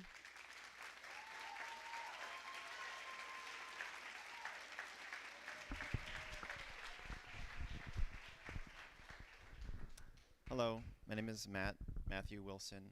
I am at 825 McGill Avenue. I have two kids in the district, one in the middle school and one at Garfield. I just wanted to bring up that I moved from the state of Kansas to Collingswood specifically. I chose Collingswood because of the community. And our schools are a cornerstone of the community, and the teachers are the backbone of the school. We need more teachers, and we need to pay them better, actually, to attract the best teachers and to keep class size small. I taught for 1 year, and I took educational psychology, and I know that above a certain class size, it's not good. When you're talking about 20 and plus, that's not good. It's not ideal, as you know. And I mean this with respect, knowing that you are doing the best you can under a difficult situation. But as leaders of the district, it's your responsibility to ensure that we have enough teachers. You didn't do enough to raise a public awareness. This is a problem you knew was coming. Where were the alarm bells? Where was the public outreach? Where were creative solutions? How are you harnessing this dedicated community? Where are the political pressure campaigns? Have you considered fundraising events? If we're in this box we can't get out of because of things that are outside of our control, there are some things that are inside of our control. And we need to think creatively, and it's your job as our leaders to do that. So I would like you to do as much as you can to step up and lead. Thank you.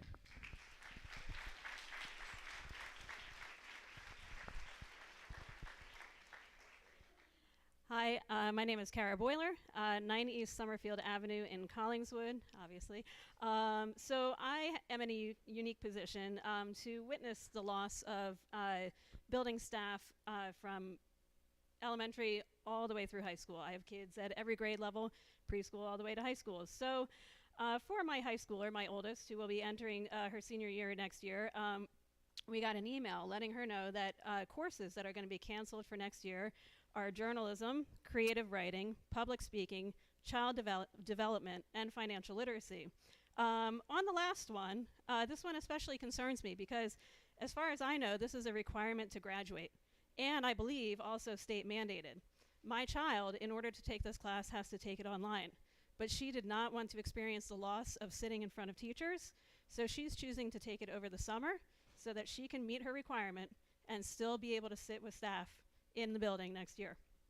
And then I guess to a different point, my freshman in high school, she benefited from the staff, the extra support staff in the elementary school. She has an IEP, and she struggled all the way up until about second grade. And if it was not for Patty O'Connor, Miss Francis, Miss Mayer, that were all part of her lived experience, they pulled her in. I was a drowning parent. I was experiencing autoimmune issues. I was not paying attention to her like I should have been. and they helped me every step of the way. And if there were parents like me, they would not have the same support with the loss that we're going to be having in our buildings right now. Second to that, I suppose it also concerns me because I have a preschooler who experienced lead illness in her infancy. I don't know what her experience is going to be like coming up through elementary school, so I'm concerned about the loss of extra support for her and students like her as they come up through elementary school in the coming years. Thank you.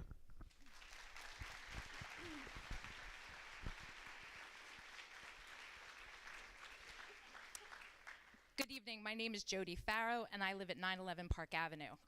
First of all, last June, I wrote an email to Dr. McDowell, as well as to Matt Jenna, who is the Zane North principal, to give a specific shout out to On Attack and to Ruth Elias, who are probably two of the most incredible educators that I've ever come across.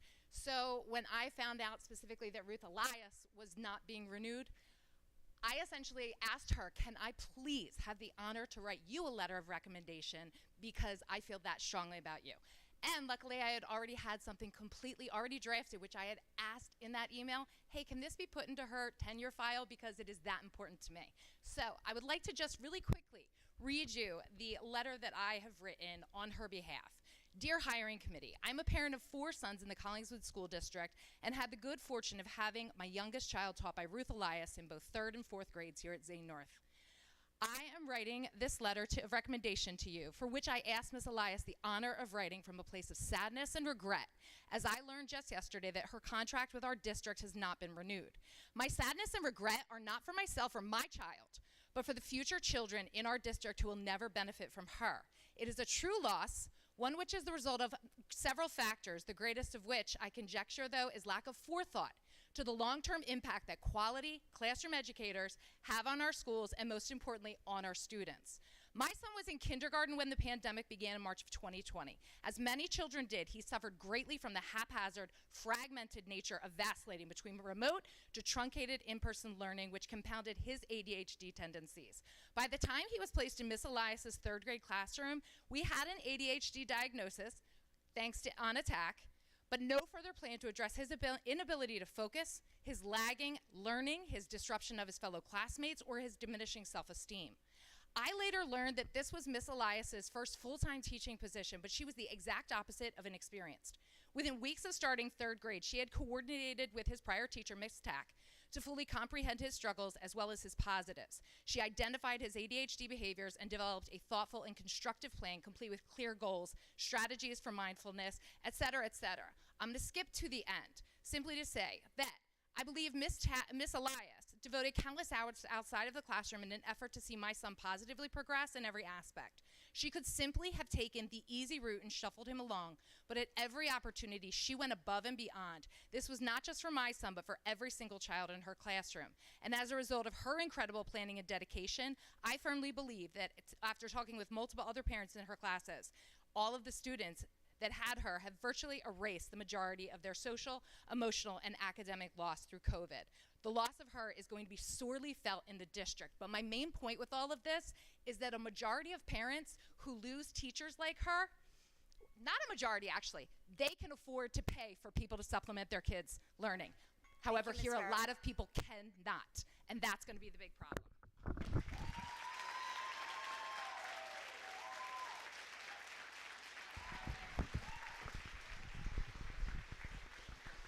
Hi, I'm Lee Troutman, 104 East Madison Avenue. I don't have any students in the schools anymore, but I'm a longtime resident.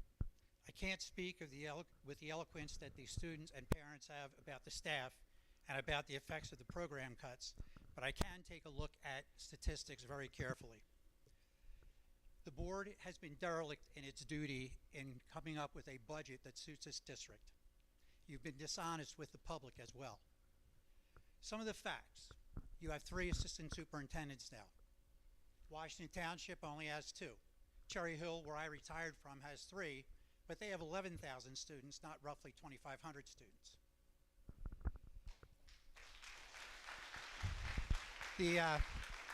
The business administrator in Cherry Hill makes the same salary as a business administrator here. And yet we are talking about writing a budget for that many students and 9 buildings versus 17 buildings. A 20% salary increase since Dr. McDowell has come here. Teachers, do you have a 20% increase in that time? No, not at all. These are areas as board members where you should be taking a look first. The administration, upper administration, does not have the same effect on students that the teaching staff does. Now, where does your dishonesty come from? You want to sell us a new stadium. You're willing to ask us for that money. But Ms. Caden, you said that you are stuck on a 2% budget. That is not true. You could have come to the townspeople when you knew you were in trouble and asked for more money.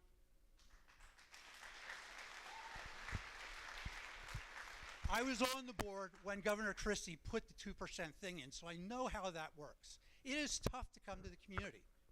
But if you think a stadium, a new athletic facility, is more important than your staff, I'm not even talking about what you're asking for in buildings or closing down schools. We're talking about your staff members. You need to be honest with the public. Probably if you had come to us, even with myself not having students anymore because I believe in paying it forward, I would have said yes on the budget, assuming that you are being prudent with how you are going to use your administrative staff. But quite honestly, I can't vote for anything at any time that you come up with because you're just not straightforward with it.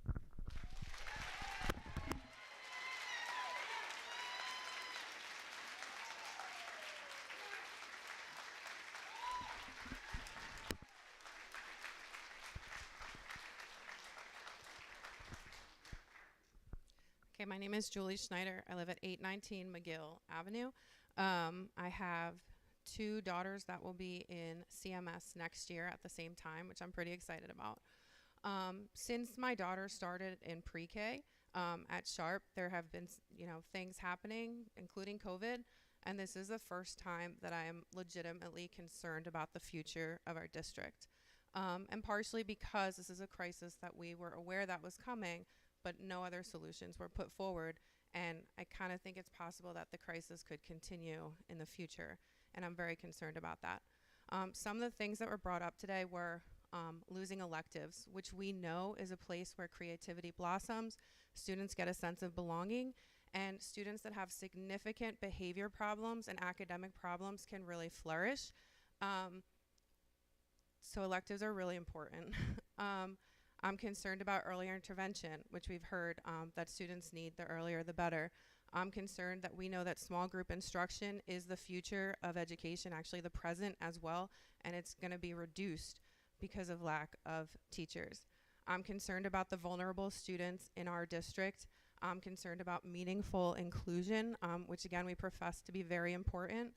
I'm concerned about students leaving for other schools where they perceive there are better programs and better opportunities. I'm concerned about worrying about that for my own daughters, which has never been a concern.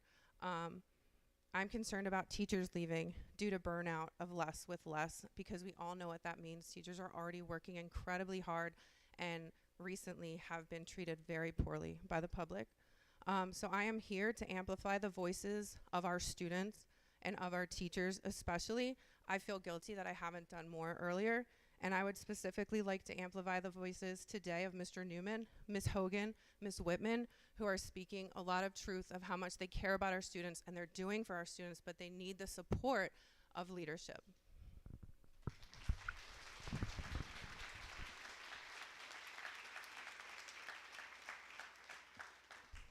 Hello, my name's Brenda Berg, 234 Haddon Avenue here in Collingswood. First, I'd like to thank all the teachers and happy Teacher Appreciation Week and staff. I really adore and love all of you. I mean, we started out, when my son, when we moved here, he went to Garfield. He graduated in 2010. Belinda, she's graduating this year. She went through Newbie, middle school, high school. So I've got to know quite a few of you, and you are all appreciated and loved. Can't say that enough. Now, I would like to ask the board to please dig deeper, okay? Look over the budget again, and please look at the numbers again. because you know there is more there. You know you can do more, especially with the staff, but also with the curriculum. You are cutting programs that are very meaningful to the kids here. They need these programs, and you are just cutting them, putting them online. I mean, are you actually talking to the students? I don't think so. I mean, I hear you're going into classrooms saying to teachers while a class is going on, oh, we've heard from the community. We're going to cut your program. We may be cutting you too. I mean, that's kind of disturbing, having, you know, your administrators going into classrooms in front of the students doing that. So I ask you not to cut the programs. Really look them over. Do not just throw them online. The students need your teachers and your staff. Okay, so think about it. There have been hard times for boards before. I mean, you look what happened after 9/11. You look what happened when things crashed in 2008. You looked at what happened recently with COVID. There have been tough times when the governors have cut, you know, across the board. But we've made it work without cutting the teachers, without cutting the staff. You can do it again. Okay, you can be creative. Okay? I mean, you appreciate your staff. Yes? Right? I mean, that's pretty loud. A little louder for everybody in the back? Okay. Well, just to let you know, you're appreciated by the community, and we thank you. And thank you.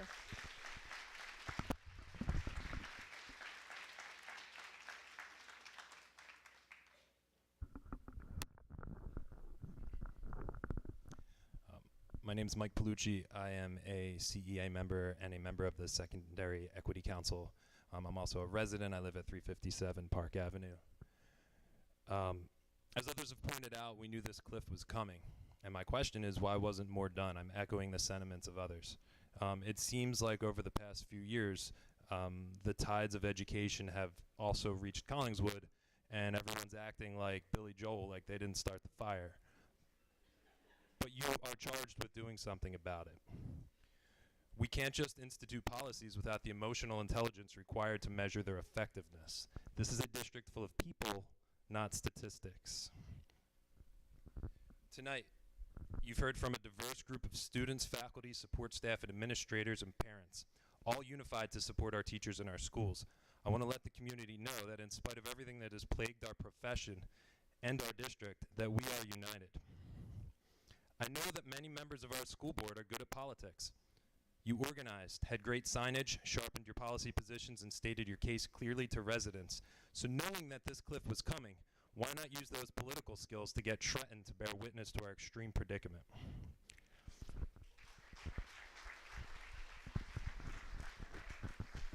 I see a lot of outwardly progressive individuals in front of me content to allow our district to be run like a faceless corporation. Rampant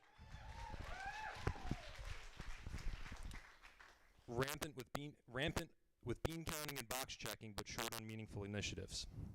Next Sunday, I will attend the closing ceremony for my beloved college, Cabrini University, a small Catholic liberal arts school that is facing financial difficulty. Losing my college is a place where I learned the values of what they call an education of the heart. Courses steeped in the virtues of service, social justice, and a tireless dedication to the common good. Virtues we were instructed to go forth and carry out into the world. The reasons for the close are multifaceted, but among them are the toll of the pandemic, poor administrative choices, and the fact that the largest major at the school is education, and too few students these days are entering the teaching field. And while I am heartbroken for the loss of an institution that means so much to me, it has long been a reality that the sustainability of small-sized institutions are not guaranteed. We have to fight for their survival, including this one. I'm losing one cherished institution in my life, but I will be damned if I'm going to lose another.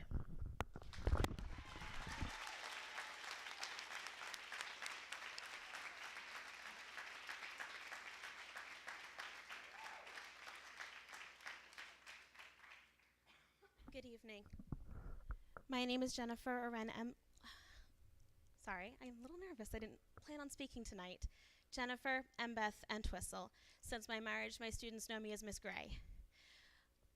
I didn't plan on speaking tonight because I've been struggling to straddle the line between parent and faculty member. I work at CMS as one of the building substitutes. Most people think substitute teacher and they see, the person who comes in and throws on a movie. I am at CMS 4 days a week. I see every single one of our students. I have done long-term subbing and daily subbing in the high school. More than that, I'm speaking as a resident. I'm speaking as an alumnus. My mother went to Sharp School.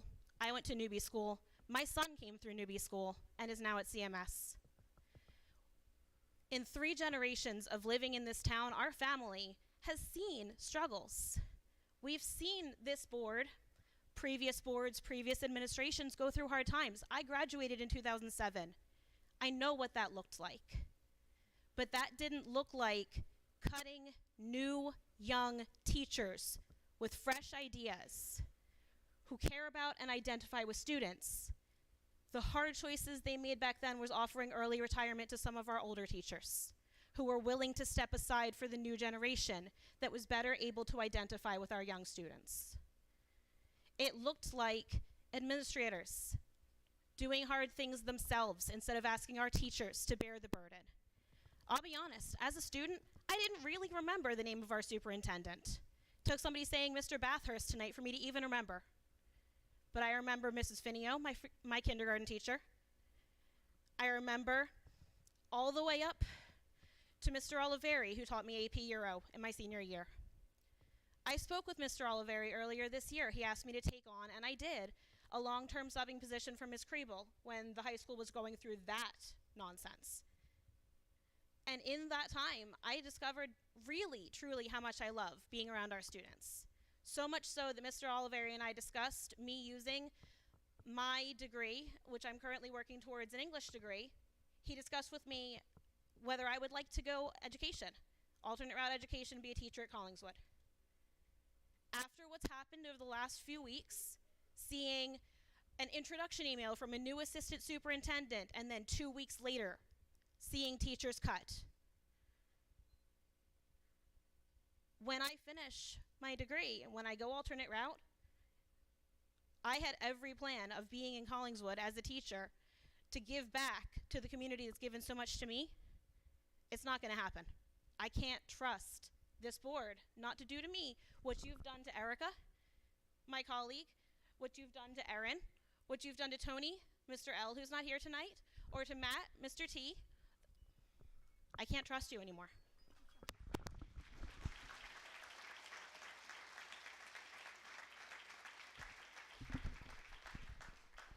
Hi, I'm Jennifer Woodring Shea. I live at 1713 Lees Ave.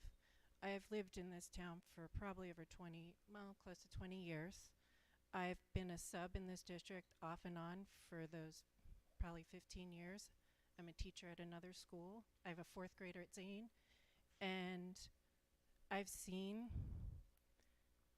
heard and seen all the crap that all the boards before you have done and talked about and proposed. And I just want to know, you put so much energy into this referendum, and you have the nerve to come here, to sit there 2 months ago and ask us to raise our taxes, which are already extremely high. And you ask us to pay more for all these extra things. Well, you had to know that you did not have enough money for the teachers that are here now. And if you were going to ask for money, such as this gentleman said, that's the money you should have been asking us for.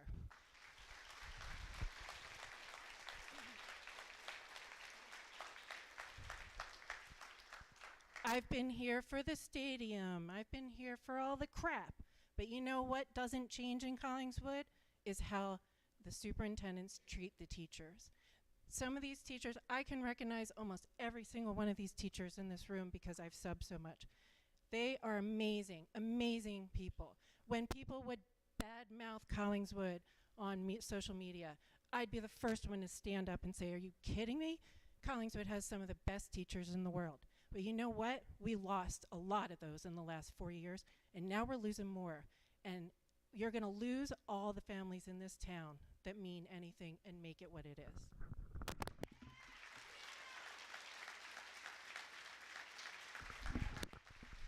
Hello. My name is Lori Jackamack, and I am a member of the CEA and a fourth grade teacher at Zay North. I believe in creating sustainable equity, celebrating diversity, and promoting inclusion in our schools. With that being said, how is it equitable to reduce the amount of support teachers in schools? Less support means so many students will suffer. We will not meet the needs of every child. How would you feel if your child received 50% less services? How will that increase rigor? It's less. Simple math. The kids in the middle, no support. Will you be prepared to allow students to fail?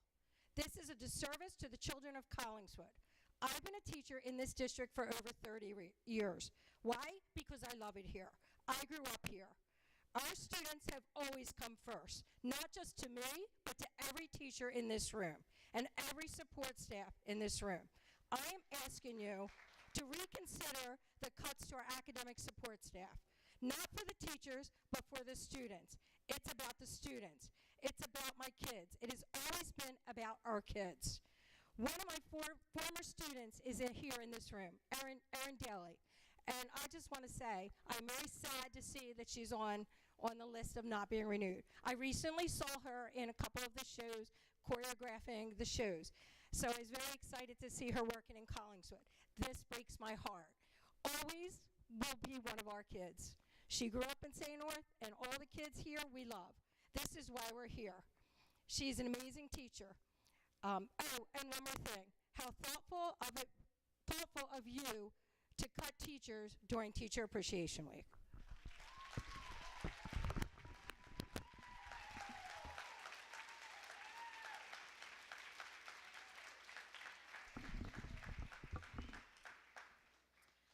Hi, my name is Angela Keck, and I'm a member of the CEA. I believe in creating sustainable equity, celebrating diversity, and promoting inclusion in our schools. I have been a learning acceleration specialist for 3rd through 5th grade at Mark Newby Elementary School for the past 11 years. Additionally, I am one of the 2 PLC leaders for our group of specialists. I am speaking to express concern for the reorganization of LAS, formerly known as Basic Skills or Academic Support. We are respectfully requesting clarity and transparency in the decision to reduce the support staff from 17 to 7. Some background information for the community is that LAS and the MTSS coaches provide hundreds of elementary students across the district with extra small group instruction in math and reading. Additionally, we discuss, determine, and then implement the Tier 2 and Tier 3 interventions for the neediest learners. Then track their progress to make informed decisions to target their needs. LAS and the classroom teachers are partners. We analyze data together to help plan Tier 1 instruction. We are part of 504 teams, teach kindergarten gifted and talented, administer small group state testing, administer formative assessments to drive instruction, and assess new students to the district as they register. How many students will this reduction in staff impact? LAS and MTSS coaches counted the number of students on our reading, math, and Tier 2 and Tier 3 response to intervention caseloads across the district. While a number of our students overlap in reading, math, and or RTI, the number is 439. 439 interventions. These interventions, some individual, some in small groups, are being implemented by 17 Learning Acceleration Specialists or MTSS coaches. After notification of reorganization of LAS and the reduction of building coaches from 5 to 1, there will now be 7 Learning Acceleration Specialists to implement those interventions. 7 to implement 439 interventions is impossible. How have we gotten to the point where we are considering sacrificing the educational success and the well-being of our students? I look forward to your response.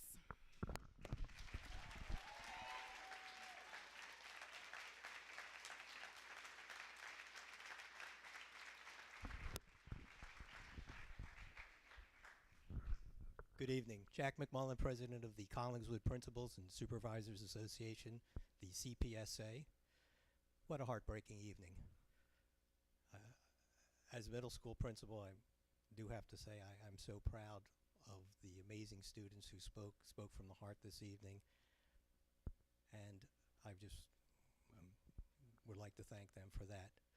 Our professional associations, the CEA and the CPSA, believe that providing students with exposure to rigorous, rich, varied academic experiences and a supportive and positive educational environment constitute the core beliefs and top priorities of our professional associations. That being said, I'd like to reiterate the concerns that I expressed last year regarding the budget challenge that we faced at that time and which unfortunately we are facing at the current time. Due to the current budget challenges, we will experience reductions in both teaching staff and school-based administrators in the upcoming school year. This reduction in staffing levels will negatively impact student learning and social-emotional growth and development of our students. There is a serious concern these staff reductions, coupled with the nationwide shortage of teachers and administrators, will only increase the level of difficulty in filling future vacant positions.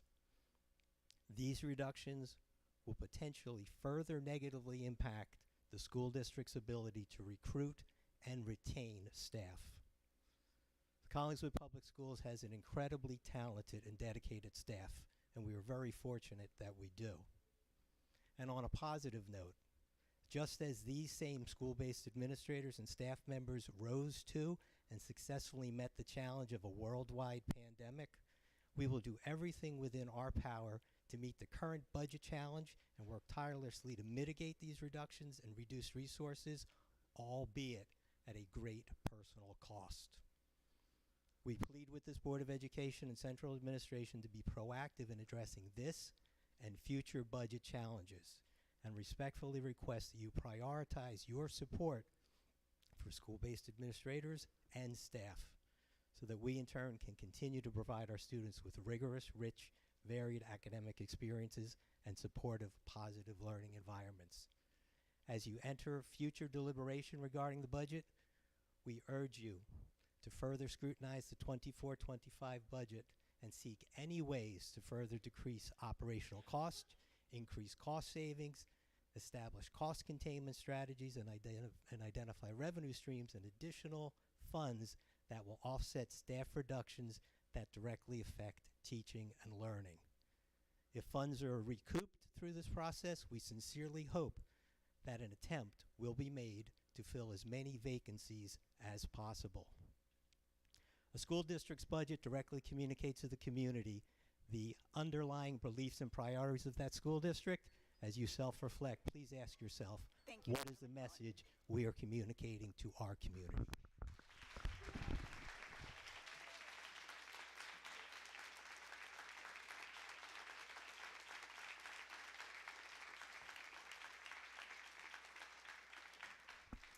Hello, good evening. My name is Melissa Gross. I've been in the school districts for my entire career, which is 24 years.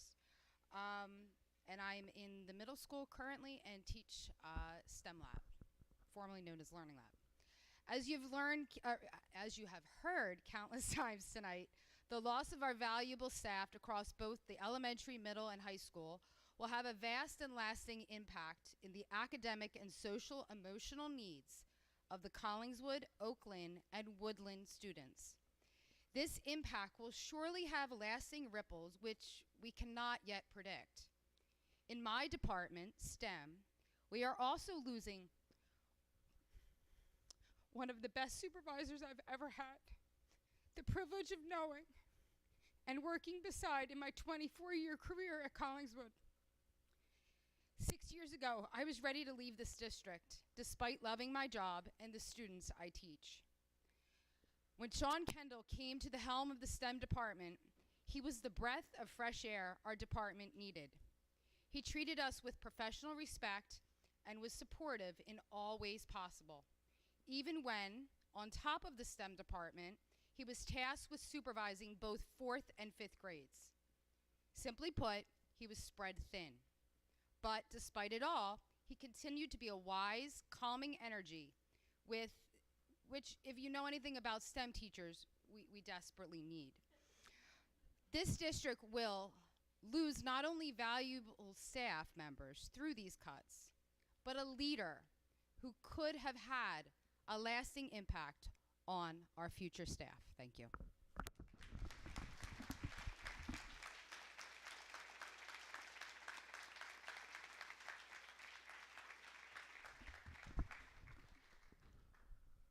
Rob Thompson. I'm an instructional assistant in the middle school. I'm also a 3-season coach here at the middle school. I've coached soccer, basketball, and track. So I get to work with these amazing students in a different environment than the classroom. Either way, it is a great privilege.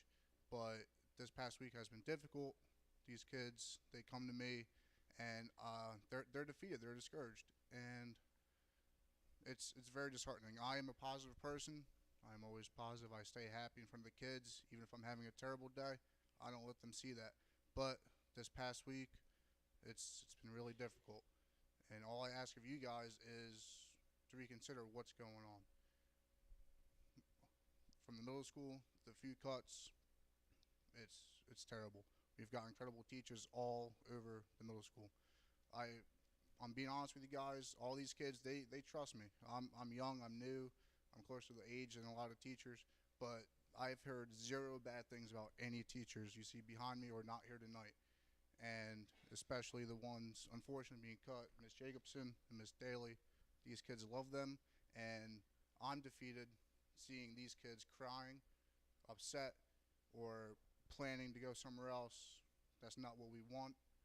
So I just need that to be known that these kids, they're incredible, but seeing them destroyed and upset, it destroyed me, because that's why we're all here, is these amazing kids we get to work with in this district. So wherever you guys do going forward, you guys got to keep the students in mind. As staff, we're affected, the community is affected. You've heard a lot of things tonight, and it's a lot. Trust me, at least 50 to 100 people have spoken. I get that, but these kids are the most important thing, and that's why me and my amazing coworkers, either elementary, middle school, high school, why we're all here. And we need to do what's best for them. And I'm trying to trust you guys, and I hope and I pray that you guys do that. Thank you.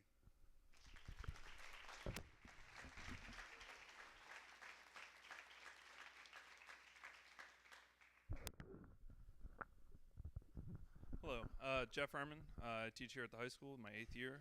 Grew up in Collingswood, Zay North, middle school, high school, back here to teach. A lot of the things that have been said tonight, I'm not going to repeat. I feel exactly how all these people feel. But I did want to mention something that has not been brought up tonight, and that is the AVID program that was going to be coming to the secondary level next year. So Kim Hallenbach, our current supervisor of counseling, was brought here on the notion that she would help to bring this AVID program to the high school, and she got a bunch of teachers at the high school level to sit in, learn about what AVID was, and we actually did a school visit to Woodbury High School back in February. And every one of us that went to that school visit was extremely excited about what the possibilities of this program could look like for Collingswood and for the students that it could serve. And it's just a shame that earlier this week Kim emailed all of us and said that that program would not be coming here. So I just wanted to bring it to the board's attention that we've not only lost staff, but we're also losing programs and supports that could look really, really helpful and promising for the students of this high school. And not only is that program going, but Kim is also going. We will be functioning at the high school level next year without a supervisor of counseling. So just some concerns that I have and some sadness that I'm feeling tonight. Thank you.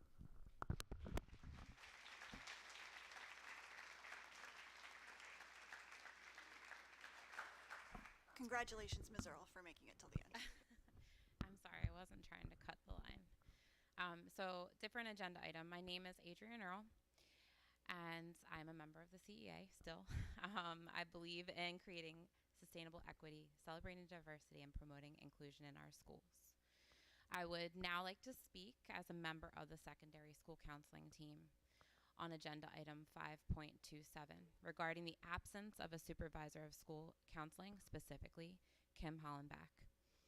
I want to stress the importance of the supervisor of school counseling position, as well as the need for the person in that position to have experience in school counseling or student personnel services in general. Dr. McDowell, as you may recall, after our previous supervisor, Ms. Taylor, resigned, we sat in meetings last year to discuss the importance of the supervisor of school counseling role. If Ms. Hallenbach is removed from her position, this will be the 5th adjustment to the position since March of 2023. First was Tracy Taylor. Second was an absence of a supervisor for an extended period of time. Third was Betty Jo Prince. Fourth was Dr. Debbie Vesper. And then fifth was Kim Hollenbach, who has now been let go. The supervisor position and the counseling office as a whole requires consistency. It requires someone with knowledge of school counseling, testing, the master's schedule at the secondary level, along with many other aspects. Please note that if someone new is added to that position, the counseling office will be starting from scratch again. The high school counseling office has a brand new administrative assistant who is just learning the school as well as the office, while the school counselors are currently working hard to make sure that we are addressing the many aspects and responsibilities of our roles. Just to give a brief idea of the roles and responsibilities, the supervisor is responsible for, and this list does not include even close to all the responsibilities, but first, all school-wide testing, including PSAT, SAT school day, NJGPA, NJSLA, and AP testing. These tests are not simply day of responsibilities, not by a long shot. All tests require weeks of preparation, sometimes months. Also, the creation and development of the high school master's schedule in coordination with me at the middle school. The creation, development, and organization of the high school program of studies, and the coordination and implementation of dual credit, NJ STARS, scholarship ceremonies, summer school, Option 2, and 504 coordination for the district. Ms. Hollenbach came to the Collingswood in November with all of this experience plus more. In addition to the items listed above, Ms. Hollenbach has many years of counseling experience, which has helped our office when we are all unavailable. There are times when a student may come down in crisis and no counselor is available. Ms. Hollenbach has jumped in to help and, as a result, built relationships with many students. Ms. Hollenbach also came to Collingswood with the intention of building the AVID program, which Mr. Herman already spoke about, so that I hear my time is up, right? Yep, thank you, Ms. Earl. That worked out. Thank you.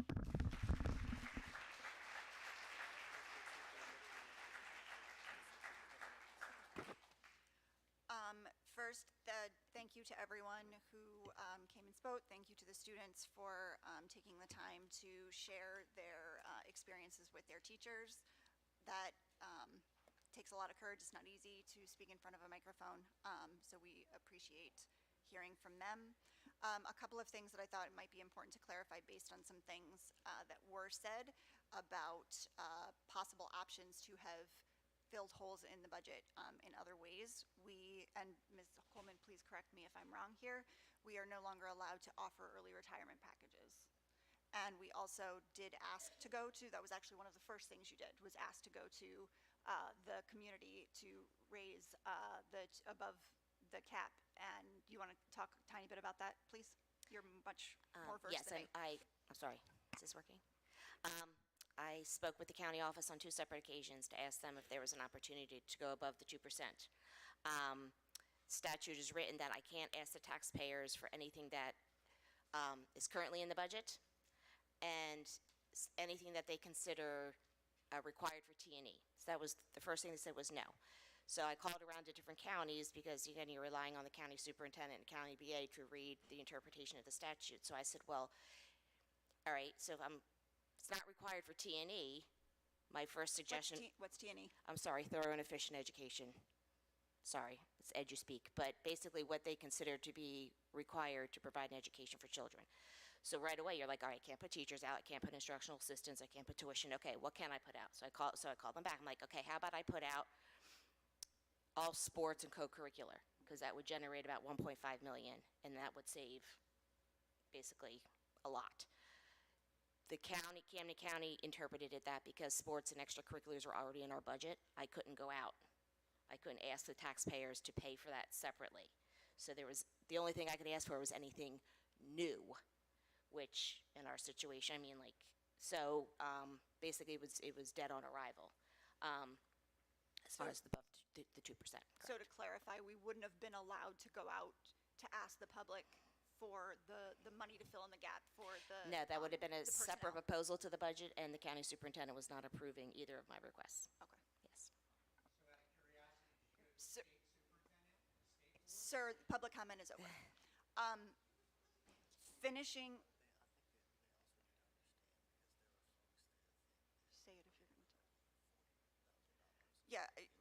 the gap in the budget was, can you talk about that a little bit, was much more than the state $42,000. Oh, about that, I did read that the law that got passed to the Senate was going to the governor to sign. The way, I read it, so thank you, but we only lost $42,000. So the way the law is written, I can only ask for the $42,000. That's it. And, okay, we had, all right, just to go over where we were when we started this budget, our increased costs are about $4 million. And my increase in revenue, everybody says, you know, try to plan forward. That's what we did last year. We used all of our surplus last year and took advantage of some positions that left, and we just closed some holes through attrition so that we didn't have to let anybody go. But once I spend my surplus, it's gone. It's like your savings account. I spent it. I don't have the surplus. The audit's on the website, so it verifies I had no surplus to put into this year's budget to maintain, you know, what we did last year. So. Thank you, Ms. Coleman. We're moving on now to Section 5, the Personnel Committee. Ms. Sheridan Celia wanted to be here. She unfortunately had to travel for work.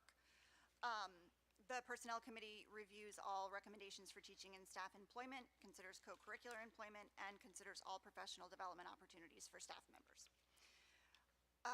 Now 502 and 503, excuse me, are substitute and long-term substitute replacement teachers.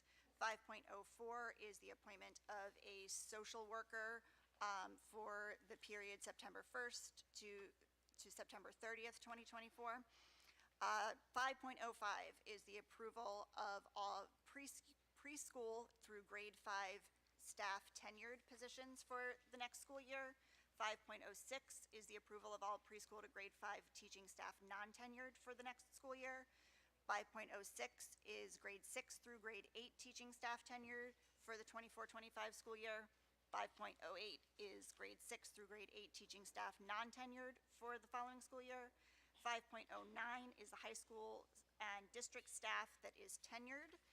5.10 is high school district staff non-tenured. 5.11 is the preschool through grade 5 instructional assistants. 5.12 is the preschool through grade 5 instructional assistants that are part-time. The other was full-time. 5.13 is grade 5 to grade 8 instructional assistants that are part-time. 5.14 are district high school instructional assistants.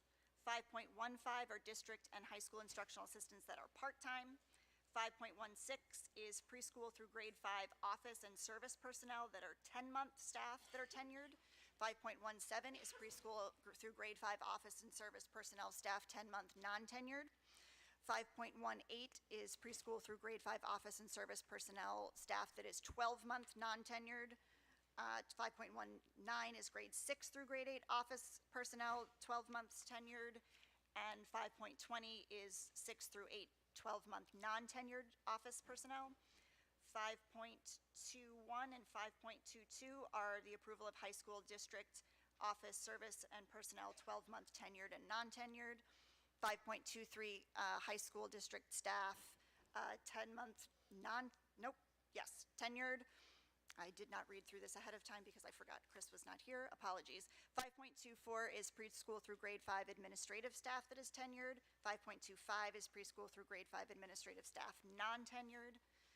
5.26 is grade 6 to 8 administrative staff that is tenured. 5.27 is high school district administrative staff tenured. 5.28 are 2024 summer hours for 10-month secretaries. And 5.29 is the same. 5.28 is elementary. 5.29 is summer hour 10-month secretaries, or an additional one. So that is, we are looking for approval of items 5.02 to 5.29. Motion to approve said items. So moved. And a second. Questions or comments from board members? I just want to take a moment to thank everyone who spoke tonight. Thank you for providing so much insight as to the impact of these cuts moving forward. And I'm looking forward to having more discussions about what we can do to tackle this in the coming weeks, months, and year. I'd like to echo Ms. Mikulski in thanking everyone for speaking about the very real impact of what this budget means for our staff and for our students. And thinking about much of the stuff that was said, I think there's a sense that, you know, folks need to be reassured that the district has been working to try to figure out as many ways as possible to avoid cuts to staff. And I think part of the disservice that sort of the board structure does is that a lot of those discussions and the work that's done in the background isn't presented, you know, at all times to everyone. One of the things, you know, I know one example at least from my work on the board.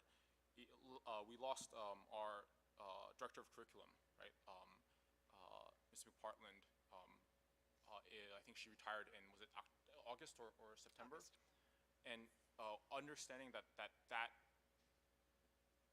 retirement was coming, and that the fiscal situation was tough, the district decided very intentionally to not fill that position for a year to save, I think, what ended up being 2 teacher positions, while also building in the capacity to bring that required position back, right? We're a school district, we need a supervisor of curriculum.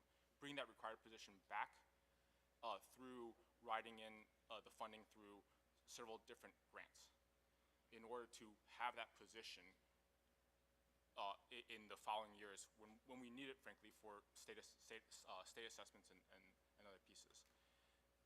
Those are I think, like the minutia of the work that I know that has gone into trying to figure some of this stuff out, that I know that it's really like inside baseball, very much like in the weeds, that is not shared publicly often. But that from my position, having been privy to some of those conversations, at least I know that those conversations in terms of trying to ensure that that many things, all different stones are turned over to see different options is done. The other thing too I want to mention is that, like, you know, one of the things that I also want to point out is that our budget is really tough. It's really difficult, and I think we do the entire community a disservice when we say that it's because funds have been mismanaged. The budgets are always public, as are the annual audits, right? And so if there's been any malfeasance in the management of the budget, there are so many different ways to that is supposed to be caught, right? My point being that what I'm hearing from folks is more of like, well, given this tough situation, given that we don't know what the state's going to do, how do we move forward and also do our best to prevent additional cuts and additional issues in the years to come, right? Because nothing, I think, out there right now is saying that this is not going to be potentially a problem in future years. And that, to me, I think is a huge issue that, frankly, I don't quite know exactly how to square that circle always. And I think there's definitely a requirement by the state that we have to go to, right, and continue to advocate there, because this is an issue in terms of education funding and what we can ask our communities to fund that is plaguing, I think, New Jersey as a whole right now. And I don't know that we can solve this on our own, unfortunately.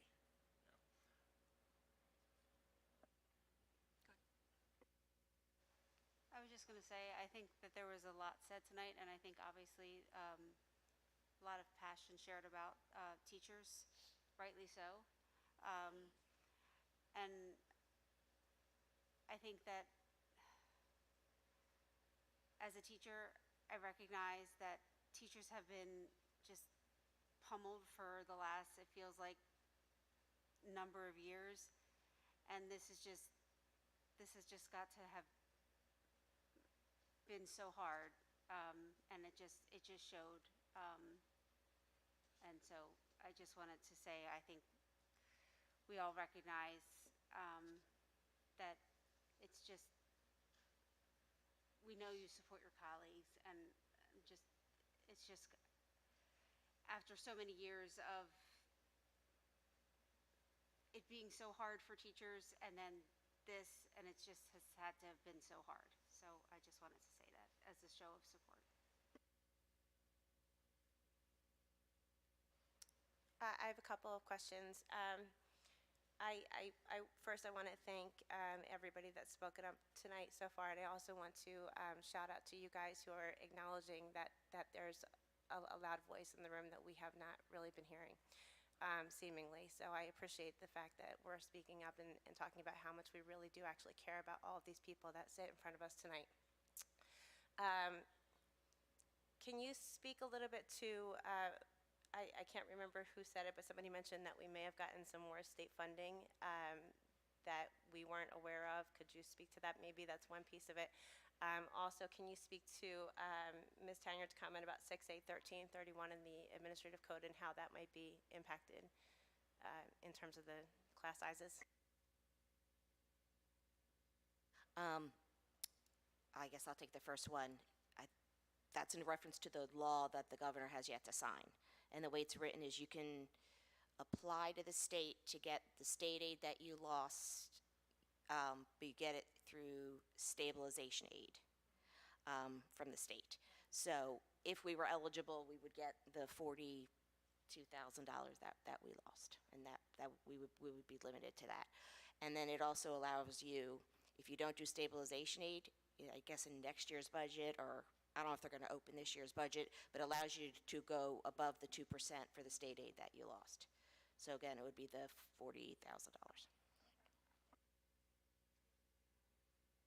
Any information on that administrative code that was talked about? So,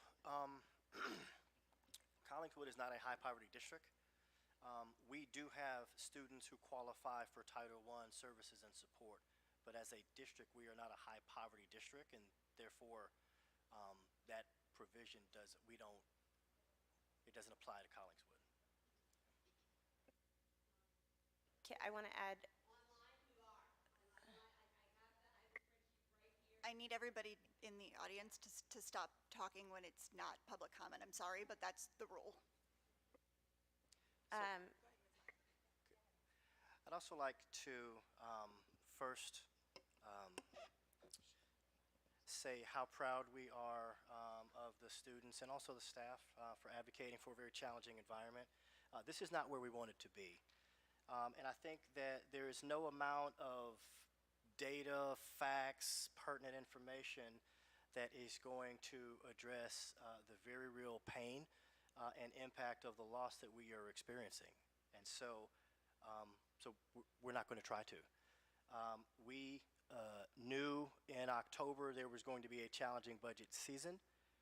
We did not know until late February the scope and scale of what we were going to be experiencing. And so it does not provide solace or comfort that other districts are also experiencing this, and so let's not focus on them either. But the loss of any staff member, it's a painful one. The impact is tremendous. As the son, grandson, and great-grandson of teachers, it's important that along the way, I didn't just have teachers impacting my life in my household. I would not be here without Rita Colson, my 7th grade teacher. I wouldn't be here without Miss Penny, my 6th grade teacher. I wouldn't even have gone to college without Claudia Cockman, who was my art teacher. I would not have established myself as a leader or even had the confidence to speak in public without Mr. McCulley, who was my assistant principal, or Mr. Mason, who I got kicked out of class almost every day my last 3 years of high school, and Mr. Mason is the one who kept me in line. And so I can go on and on and on about the impact that educators personally had in my life, not to mention being the child of lifelong teachers. But the impact of losing any of our friends and colleagues is not something that we wanted to experience, and it's something that we will not know the full impact or measure of that for several months, but we're committed to working collaboratively in order to demonstrate our continued commitment to put the needs of our students and our staff first. Thank you. So I appreciate that, and I want to say that I just sat back in the room with you for a good hour and a half, and I felt that everything you said was very genuine. I don't know how the people in the room feel, but I can tell you that from my perspective, I appreciate that, and I thanked you for that at the time, too. I know tonight that what we are voting on is the direct approval of the people that are on paper. We're not voting, just so everyone's clear, we're not voting to cancel out anybody or to not renew anybody's contract. That's not within our purview as a board, as I understand it. So tonight what we're doing is approving the people that are actually on the list, which I would imagine you'd probably want us to do. That being said, I challenge every one of us to do better and to try to figure this out and to work more collaboratively like we have talked about over and over again ad nauseum tonight. And I have spoken up very many times about the state of affairs here and the frustrations that I have and the frustrations that I feel I take home with me on a regular basis. From going home crying from the last meeting to just waking up every day trying to figure out how we can make it better. I feel after our conversations tonight that you all feel the same way, and I'm glad to hear that you say that publicly. So I just challenge us to do better, and try to figure this out. And if there's a way that we can go back and look at the budget again, and if there's anything that we can do to help that process, even though that's not something we're really directly involved in, we need to be told that there's something that we can do if that's possible, because we really do want to help. Any other questions or comments from board members? Roll call, please. Oh, I'm sorry, Sarah. I mean, I think it's already been covered, but I'm really, as a teacher, disheartened to hear so many students say that they're not considering going into education anymore. And as a teacher, like many of my colleagues on this board, whose districts are also facing cuts, it really makes me worried for the future of public education in general. And I appreciate the candor and the comments from the students. So thank you.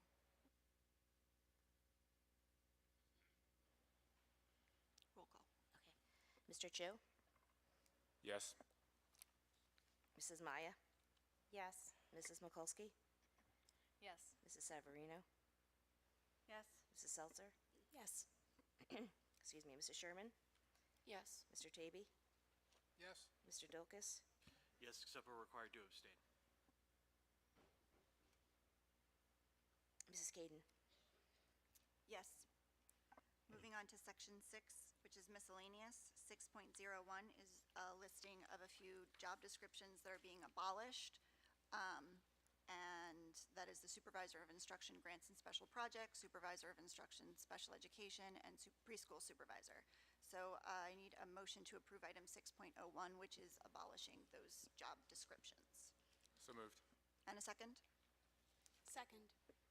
Questions or comments from board members? Roll call. Mr. Chu? Yes. Mrs. Maya? Yes. Mrs. Mikulski? Yes. Mrs. Severino? Yes. Mrs. Seltzer? Yes. Mrs. Sherman? Yes. Mr. Tavy? Yes. Mr. Dilkus? Yes. Mrs. Caden? Yes. Moving on to section 7, our second opportunity for public comment. I don't know that I need to read the whole thing again, other than to say questions or comments should first be directed to the appropriate staff or administration. Please keep in mind that we need to speak with the utmost sensitivity for everyone in attendance, and in fairness to all who wish to speak. There is a 3-minute time limit. You'll hear Ms. Coleman's timer go off. Please state your name and address for the record. Don't forget your timer.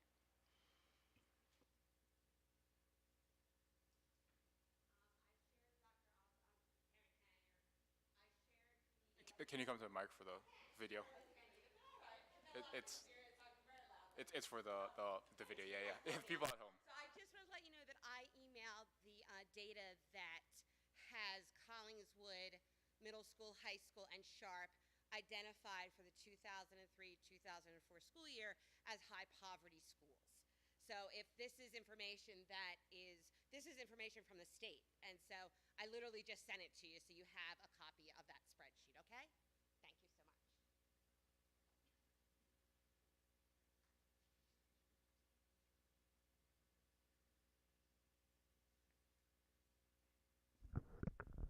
Leah Foreman, 501 South Vineyard Boulevard. I want to echo that I'm heartbroken. Miss Bryant helped my daughter Peyton after school with math, and she's one of the reasons that Peyton loves math. And so the cuts are just devastating, and I am sorry that we're in this position and that as a nation we have undervalued our teachers and schools so much that we are here. And I emailed in March when Dr. McDowell sent the text about the budget cuts to every legislator that would listen to me, and I had one response. I will happily email and call again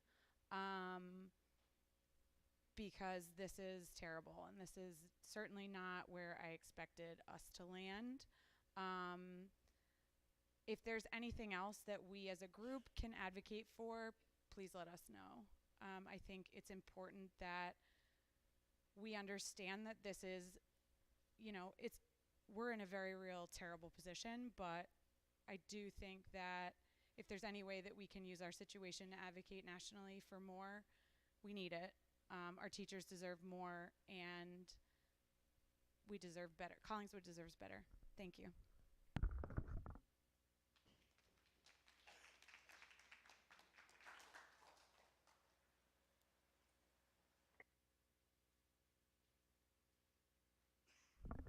Jack McMullen, President of the Collingswood Principal Supervisors Association.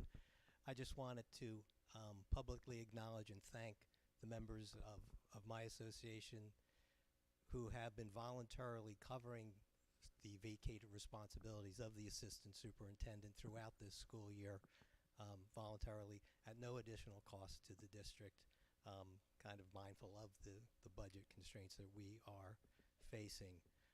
Unfortunately, some of those individuals will not be with us next year, but I think it's important that the public realizes that those individuals were assisting with those vacated roles throughout this year. So thank you to those members of our association for that.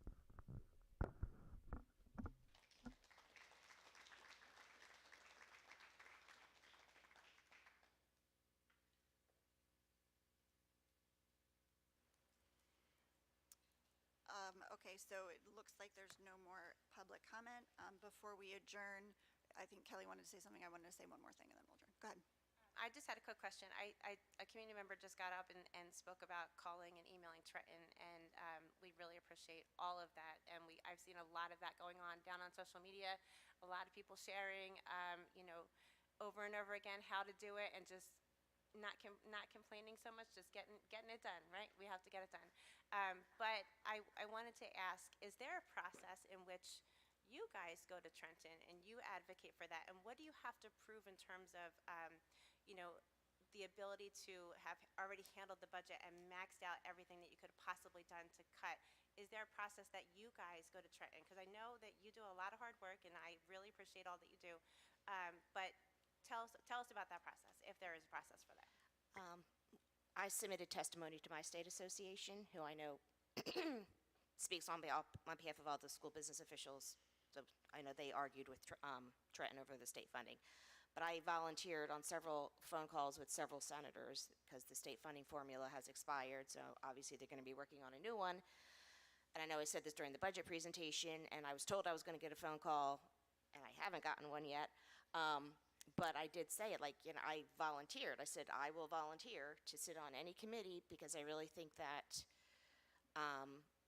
whether well-intentioned or not, the lawmakers don't understand how school districts run. And I think they need people in the room who know how they run to describe to them how they should be funded. So I know I volunteered. I was told I was going to get a phone call. I'm still waiting for that phone call. But I did email several senators, and I am getting all of the emails from the community. They are copying me, so I know it's happening. I know people are out there, parents and the like, emailing all the senators, and I encourage everybody to continue to do that, because that's probably, not that they can easily ignore me, but they can easily ignore school administrators.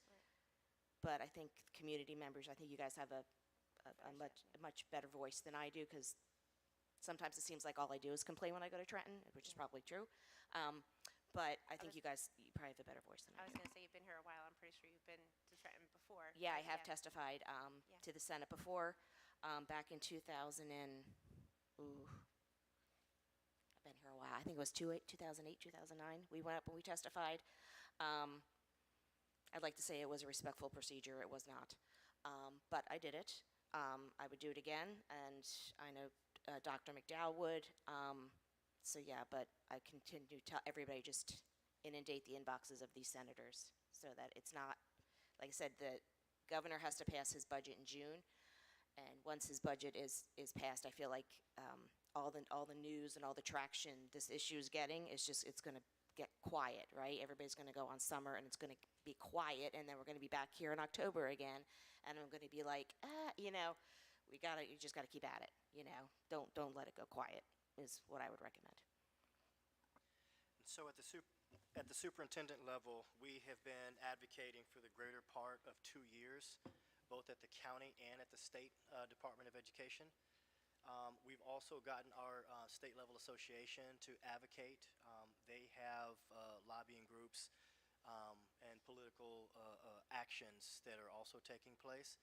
And so I know that all of the state level education associations are all fighting this battle. And so I know that NJPSA and NJEA are also fighting for fair funding, because it directly impacts all of their members as well. And so if we put sufficient pressure on the lawmakers and the representatives, we believe that we can begin to turn a page. But as Beth Ann shared, we have to crank up the intensity, because it wasn't just an inconsequential number of schools that were impacted. We're talking about hundreds of thousands of children who are going to experience real harm based on this flawed way in which we fund education in the state of New Jersey. And just to wrap up for tonight, wanted to say one more time that we